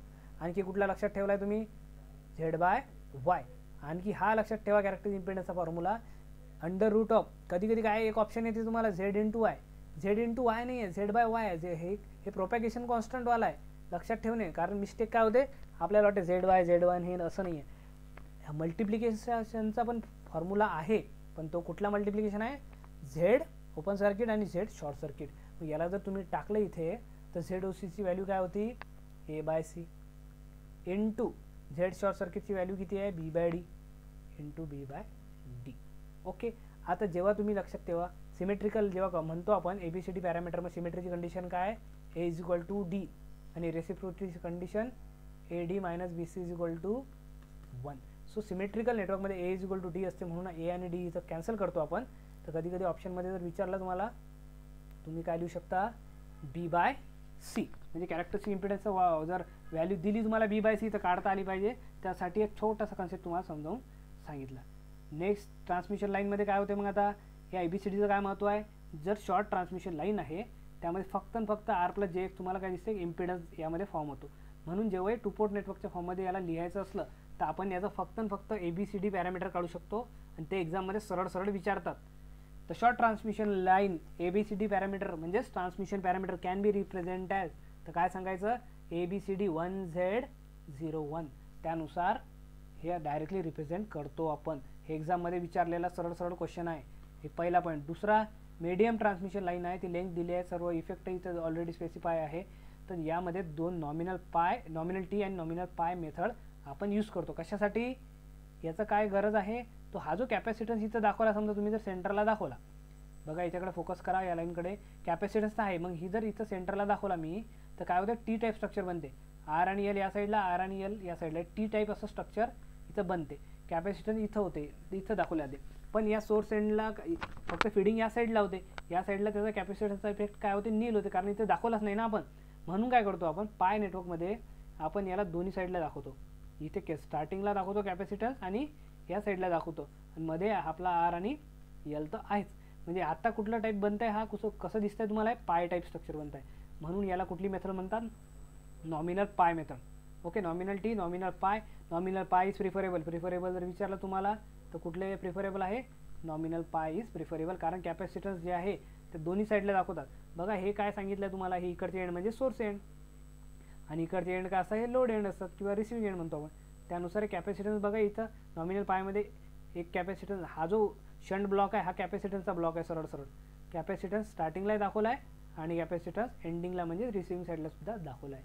याचा जेव्हा तुम्हाला ABCD पॅरामीटर विचारतात, सरळ ABCD इज इक्वल टू काय, 1Z1 ABCD. जर तुम्हाला इक्वायरंट विचारलं कधी, Y1. कधी एक्झाममध्ये क्वेश्चन काय आहे की द ABCD असा उलटा काढला का मी, थांबा याला बरोबर करू द्या, करेक्ट करू द्या, एक मिनटं. ABCD, सो ABCD याला काय लिहिलं आहे तर 1ZY1. कधी काय इक्वायलंट्स आहे, इक्वावॅलंट आहे हे, म्हणजे जर B is equivalent to the impedance, C is equal to the admittance, आणि ए आणि डी काय असतात, एची व्हॅल्यू काय दिसते तुम्हाला 1 1, म्हणजे सेमच आहे ते. A is equal to D for symmetrical line, B can be consider as the impedance of the line, C can be consider as the admittance of the line. आणि देन आता आहे लॉंग ट्रान्समिशन लाईन. तर long transmission लाईनमध्ये आपण C आणि pi nominal C आणि nominal T आणि nominal pi method use करत नाही. इथे असे इक्वॅलंट टी आणि इक्वॅलंट पाय. पण जनरली आपण हे डिस्ट्रीब्युटेड मॉडेल असते, म्हणजे कसं हे डिस्ट्रीब्युटेड मॉडेल जे आपण रिप्रेझेंटेशन असं डायरेक्टली करत नाही त्याचं एका ठिकाणी. हे कारण हे काय केलं आपण, इथं जर तुम्ही इथं पहिले आर दाखवला, इथं एल दाखवला, आणि इथे याच्यामध्ये आर दाखवला आणि एल दाखवला, देन आपण एक कॅपॅसिटन्स दाखवला. समजा इथं काय झालं, 3 गोष्टी दाखवल्या, पण हे काय केलं आपण एका पर्टिक्युलर ठिकाणी दाखवलं, यालाच काय म्हणतो आपण लंप्ड केलं. आपण काय केलं, लंप केलं. एका पर्टिक्युलर ठिकाणी दाखवणं म्हणजे लंप झालं. शॉर्ट ट्रान्समिशन लाईनमध्ये पण आपण एका ठिकाणी दाखवलं, इंडक्टन्स रेजिस्टन्स वगैरे एका पर्टिक्युलर ठिकाणी, म्हणजे लंप करतो आपण, डिस्ट्रीब्यूट नाही करत त्याला. पण जेव्हा लॉंग ट्रान्समिशन लाईनची गोष्ट येते, ते जे पॅरामीटर असतात ते डिस्ट्रीब्युटेड असतात. म्हणजेच जर तुम्ही इथं आर दाखवला, इथं तुम्ही इंडक्टर दाखवला, तर इथं तुम्हाला कॅपॅसिटन्स दाखवला, किंवा इथं कंडक्टन्स दाखवला, पुन्हा तुम्हाला एक दुसरा आर दाखवा लागेल, पुन्हा इंडक्टन्स दाखवा लागेल, पुन्हा कॅपॅसिटन्स दाखवा लागेल, पुन्हा कंडक्टन्स, पुन्हा रेजिस्टन्स, पुन्हा इंडक्टन्स, पुन्हा कॅपॅसिटन्स. म्हणजे हे काय झालं, हे डिस्ट्रीब्यूट दाखवा लागतात तुम्हाला, एका ठिकाणी तुम्ही दाखवू शकत नाही. तर हे जे रिप्रेझेंटेशन आहे यालाच काय म्हणतो आपण, डिस्ट्रीब्युटेड मॉडेल म्हणतो. इथे बघा डिस्ट्रीब्युटेड मॉडेल कशासाठी आहे, लॉंग ट्रान्समिशन लाईनसाठी आहे. ओके, यामध्ये झेड इज इक्वल टू काय येणार मग, आर प्लस जे एक्स एल. इथं तुम्हाला माहिती सांगायची गरज नाही आहे. आणि ॲडमिटन्स जो आहे वाय, ॲडमिटन्समध्ये 2 कंपोनंट आहे, कॅपॅसिटन्स येतं इथं आणि एक कंडक्टन्स येत आहे. या टावरचा जो लिकेज करंट होता कंडक्टन्स होत आहे. सो हे तुम्हाला रिलेशन डिस्ट्रीब्युटेड मॉडेलमध्ये यूज होतं. आणि मेन क्वेश्चन राहतो एखाद्या वेळेस की डिस्टॉर्शन लेस लाईनसाठी कुठले दोघं बरोबर पाहिजे, तर आर इंटू सी बरोबर एल इंटू जी पाहिजे. लक्षात घ्या sir, R into C is equal to L into G. तर कधी कधी काय होते, R by L is equal to काय लिहितात, हे C by G by C लिहितात. तर समजून घ्या तेच रिलेशन आहे, इकडे तिकडे लिहिलं आहे त्यांनी. तर कुठलंही तुम्ही जसं तुमच्या लक्षात राहील तसं लक्षात ठेवा. क्वेश्चन बघा आता, ABCD values constant for short transmission line. Short transmission लाईनसाठी काय सांगितलं होतं, कुठं लिहिलेलं आहे, इथेच लिहिलं आहे वरती बघा. हे शॉर्ट ट्रान्समिशन लाईनसाठी आहे पहिलं वालं. 1Z01 ABCD काय 1Z01 कुठं दिसते का 1Z01, यस हे 1Z01 तुम्हाला दिसलेलं आहे. Next, for the transmission line with resistance R, reactance X, negligible capacitance, constant A ची व्हॅल्यू दिली आहे, निग्लिजिबल कॅपॅसिटन्स म्हणजे फक्त तुमची, याचा अर्थ काय होतं, वाक्य जर तुम्ही बरोबर वाचला क्वेश्चनचा, तर इट्स टॉकिंग अबाउट की तुम्हाला फक्त काय म्हणते तुमच्या सर्किटमध्ये एक रेजिस्टन्स आहे म्हणते, एक रिॲक्टन्स आहे म्हणजे इंडक्टिव्ह रिॲक्टन्स, आणि इथं कॅपॅसिटन्स रिॲक्टन्स आणि कॅपॅसिटन्स इफेक्ट आहे का नाही आहे म्हणते. म्हणजे याचा अर्थ काय, हे कोणत्या लाईनबद्दल बोलून राहिले, ते बोलून राहिले आपल्या शॉर्ट ट्रान्समिशन लाईनबद्दल. आणि शॉर्ट ट्रान्समिशन लाईनमध्ये सध्याच माहिती आहे तुम्हाला, काय माहिती आहे की ABCD पॅरामीटर काय असतात, 1Z01. आणि विचारलेलं ए बद्दल, ए ची व्हॅल्यू काय येणार आहे 1, डी ची व्हॅल्यू सुद्धा विचारली तिथं 1, बी ची व्हॅल्यू विचारली Z आणि सी ची व्हॅल्यू 0. इथं विचारला आहे ए, तर ए ची व्हॅल्यू डायरेक्टली काय येणार आहे 1. आर प्लस JX हे दिमागात आणायचं नाही, हे विचारलेलं नाही आहे तुम्हाला, जे विचारलं आहे तेच ABCD कॉन्स्टंटबद्दल विचारलेला आहे. मग बी ची व्हॅल्यू आली असती, लक्षात घ्या, जर बी ची व्हॅल्यू विचारली असती यामध्ये तुम्हाला, तर बी इज इक्वल टू काय सांगितलं आहे झेड म्हणजेच काय असते आर प्लस JX. हे तर तुम्हाला माहितीच आहे, सांगायची गरज नाही. इथं जर तुम्हाला बी विचारलं असतं तर. सो नेक्स्ट बघू, ट्रान्समिशन लाईन डिस्टॉर्शनवाला आता सांगितलं RC is equal to LG. हे काय रिलेशन आहे डिस्टॉर्शन लेस लाईनसाठी. भरपूर वेळा ट्रान्सकोच्या एक्झाममध्ये आपल्याला विचारलेला क्वेश्चन आहे. Which of the following relation is correct. ABCDमध्ये माहिती आहे तुम्हाला, सिमेट्रिक लाईनसाठी AD minus BC is equal to 1 आहे. आणि इथं काय होते, AD minus BC is equal to 1. तर इथं क्वेश्चन मार्क दिलेला आहे, याचा अर्थ ही AD मायनस BC याचं जर ऑप्शन असलं तर ते घेऊन घ्यायचं आणि ते ऑप्शन आपला सिलेक्ट करून टाकायचं. इथं आहे क्वेश्चन, मला जसा भेटला तर आम्ही कॉपी केला, पण महत्त्वाचं काय की कशा टाईपचा क्वेश्चन राहते तुमचं समजणं गरजेचं आहे. रेसिप्रोकलसाठी AD minus BC equal to 1. Then next, Ferranti effect केव्हा असतो. फॅरेंटी इफेक्ट आपल्याला माहिती आहे. फॅरेंटी इफेक्ट काय म्हणतो आपण, voltage at receiving end voltage at no load is greater than sending end voltage at sending end voltage. म्हणजे आता इथं नो लोड आहे, म्हणजे इथं जर तुम्ही सप्लाय दिला आहे, हे मीडियम ट्रान्समिशन लाईन आहे, हे किती किलोमीटरपर्यंत असते 160, आणि हे की 160च्या वरती जे असते अबोव 160 किलोमीटर, हे लॉंग ट्रान्समिशन लाईन आहे. सो इथं जर आपण याला सप्लाय दिला, इथं या ट्रान्समिशन लाईनला सोर्स एंडला सप्लाय भेटला, यस सेंडिंग एंड व्होल्टेज, तर रिसिव्हिंग एंड व्होल्टेज जे इथं येते नो लोडमध्ये, इथं कुठल्याही प्रकारचा लोड नाही आहे, इथं नो लोड आहे. नो लोडमध्ये काय असेल, receiving end voltage is V R is receiving end voltage. इथं करंट इथं नाही आहे पण व्होल्टेज इथं फॉर्म होते. हे जे व्होल्टेज आहे हे ग्रेटर असते सेंडिंग एंड व्होल्टेजपेक्षा. तर ते कुठल्या फॅरेंटी इफेक्टमुळे, कुठला फॅरेंटी इफेक्टमुळे, त्यालाच आपण फॅरेंटी इफेक्ट म्हणतो. मग कशामुळे होते म्हणतो, फॅरेंटी इफेक्टमुळे वाढते का, असं नसते ते. फॅरेंटी इफेक्ट म्हणजे काय, फॅरेंटीचं म्हणणं काय आहे, ही जी मीडियम ट्रान्समिशन लाईन आहे या लाईनमध्ये काय आपण कन्सिडर केलेलं आहे, कॅपॅसिटन्स इफेक्ट कन्सिडर केलेला आहे. कारण काय काय कन्सिडर आहे याच्यामध्ये, आर आहे, देन इंडक्टन्स आहे आणि कॅपॅसिटन्स आपण मीडियममध्ये करतो. शॉर्टमध्ये करतो का, शॉर्टमध्ये विचार नाही आहे, फॅरेंटी शॉर्टमध्ये नाही आहे कारण कॅपॅसिटन्स नाही आहे म्हणून. सो कॅपॅसिटन्समध्ये हा जो चार्जिंग करंट फ्लो होतो, जसा याला सप्लाय दिला, इथे काय होतो, या लाईनमधून एक चार्जिंग करंट आयसी फ्लो होतो. चार्जिंग करंट फ्लो झाला म्हणजे कॅपॅसिटन्स फॉर्म झाला. Capacitance is the voltage storing device आहे, हे तर माहिती आहे तुम्हाला. इथं व्होल्टेज काय स्वतः डेव्हलप होते म्हणून कधी कधी यावेळी सेंडिंग एंड व्होल्टेजपेक्षाही रिसिव्हिंग व्होल्टेज जास्त येते, कारण हे ॲडअप होते कॅपॅसिटन्स इफेक्टमुळे. रिसिव्हिंग एंड व्होल्टेजला एक व्होल्टेज मिळते आणि ते या source end voltage plus capacitance एक व्होल्टेज या दोघांची ॲडिशन असते म्हणून ते रिसिव्हिंग एंड व्होल्टेजला जास्त दिसते आपल्याला. त्या इफेक्टला फॅरेंटी इफेक्ट म्हणतो. तो इफेक्ट आहे नेमका कशामुळे, कॅपॅसिटन्समुळे. तो फॅरेंटी स्वतः म्हणून राहिला म्हणून नाही येतो, कॅपॅसिटन्स आहे म्हणून.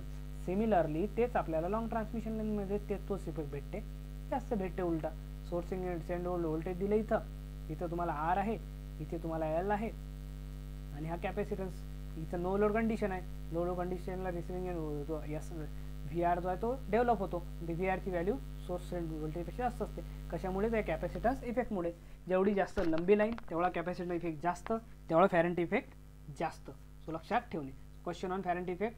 फॅरेंटी effect is happens when transmission line when is काय, शॉर्टेड अँड लोडेड. शॉर्ट म्हणजे छोटी, लॉंग म्हणजे लंबी, एवढं समजून घ्या. शॉर्ट ट्रान्समिशन लाईनमध्ये होतो का फॅरेंटी इफेक्ट, होतच नाही, ऑप्शन जाऊ दे. लॉंग ट्रान्समिशन लाईन लोडेड आणि लॉंग ट्रान्समिशन अनलोडेड. मग सांगा मला, लोडेड असते का ती, लोडेड नसते. नो लोड कंडिशन म्हणजे अनलोडेड लाईन, अनलोडेड लाईनमध्येच असते, म्हणजे ओपन असते ती लाईन शेवटी. लक्षात घ्या, तिथं लोड नाही आहे. लोडेड दिला, तुम्ही आन्सर दिलं तर तुमचा आन्सर मस्त परफेक्टली रॉंग होऊन जाते. So which of the following is the correct. Flow of unduly heavy current is the heavy करंटचा फ्लो होणं म्हणजे फॅरेंटी इफेक्ट असते का, आहे का, नाही.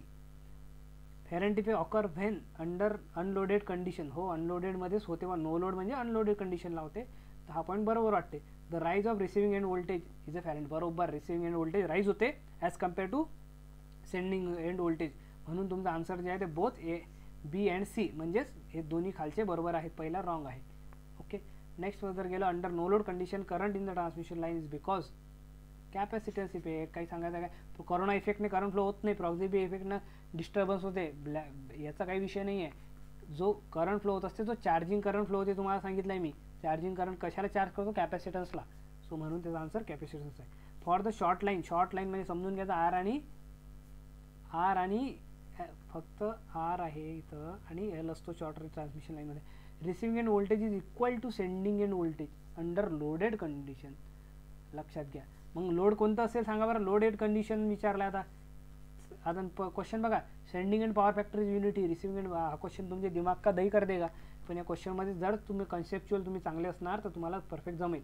कारण मी काय सांगितलं, शॉर्ट ट्रान्समिशन लाईन आहे, इथं आर आहे, इथं एल दाखवला आपण, कॅपॅसिटन्स इथं दाखवत नाही. लोडेड कंडिशन हा झाला खालचा अर्थ. लोडेड कंडिशन म्हणजे इथं लोड लावतो आणि लोड जनरली कुठला असतो आपला, लोड इंडक्टिव्ह असतो. लक्षात ठेवा, लोड काय असतो आपला, इंडक्टिव्ह असतो. मग याचा एक क्वेश्चन काय विचारला आहे त्यांनी, receiving end voltage equal to sending end voltage under loaded condition. तर याचा पॉवर फॅक्टर जनरली काय राहतो, लोडचा लॅगिंग राहतो, पण पॉवर फॅक्टर युनिटी आहे म्हणते. पॉवर फॅक्टर काय म्हणतो, it's a power factor,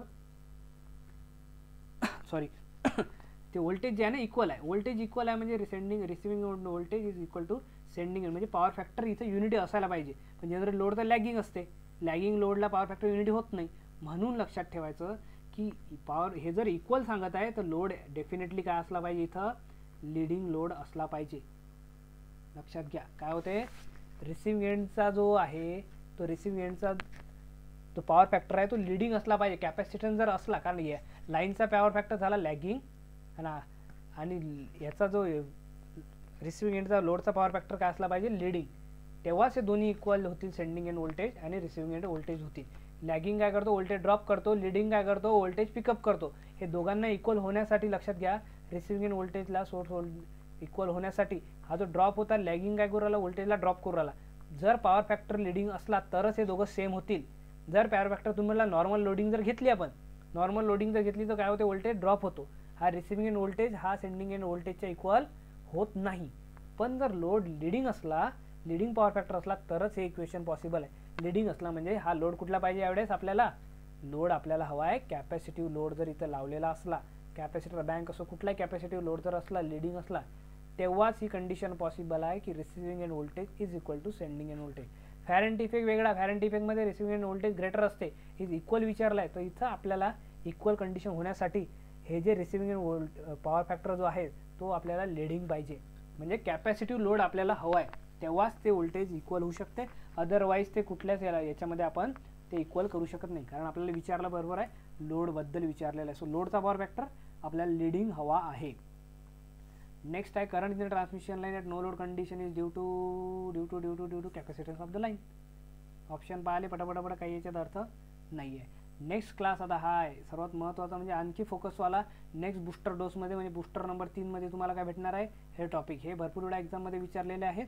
so लक्षात घ्या काय बूस्टरचे टॉपिक. वेव्ह ट्रॅव्हलिंग म्हणजे लॉंग ट्रान्समिशन लाईन. आपण सुरुवात पोहोचलो तर इथं लॉंगपर्यंत. लॉंग ट्रान्समिशन लाईनचे काय काय कॅरेक्टरिस्टिक्स आहे, काय पुढे काय स्टडी आहे. वेव्ह ट्रॅव्हलिंग आहे, वेव्ह रिफ्लेक्शन आहे, coefficient off voltage reflection, coefficient of current reflection, positive negative जे काय व्हॅल्यू येतात ते विचारतात. सर्ज इम्पिडन्स सुद्धा याच्यामध्ये आहे, किंवा वेव्ह ट्रॅव्हलिंगची जी फ्रिक्वेन्सी आहे, वेव्ह लेंथ आहे, किंवा वेव्ह जे ट्रॅव्हल होते याची काय वेलोसिटी राहते. हा सर्व कन्सेप्ट आपण क्लास नंबर 3 बूस्टर 3 मध्ये लवकरात लवकर जेवढं पॉसिबल असेल तेवढं मी लवकर घेणार आहे. Thank you so much. चला क्लास करू फिनिश.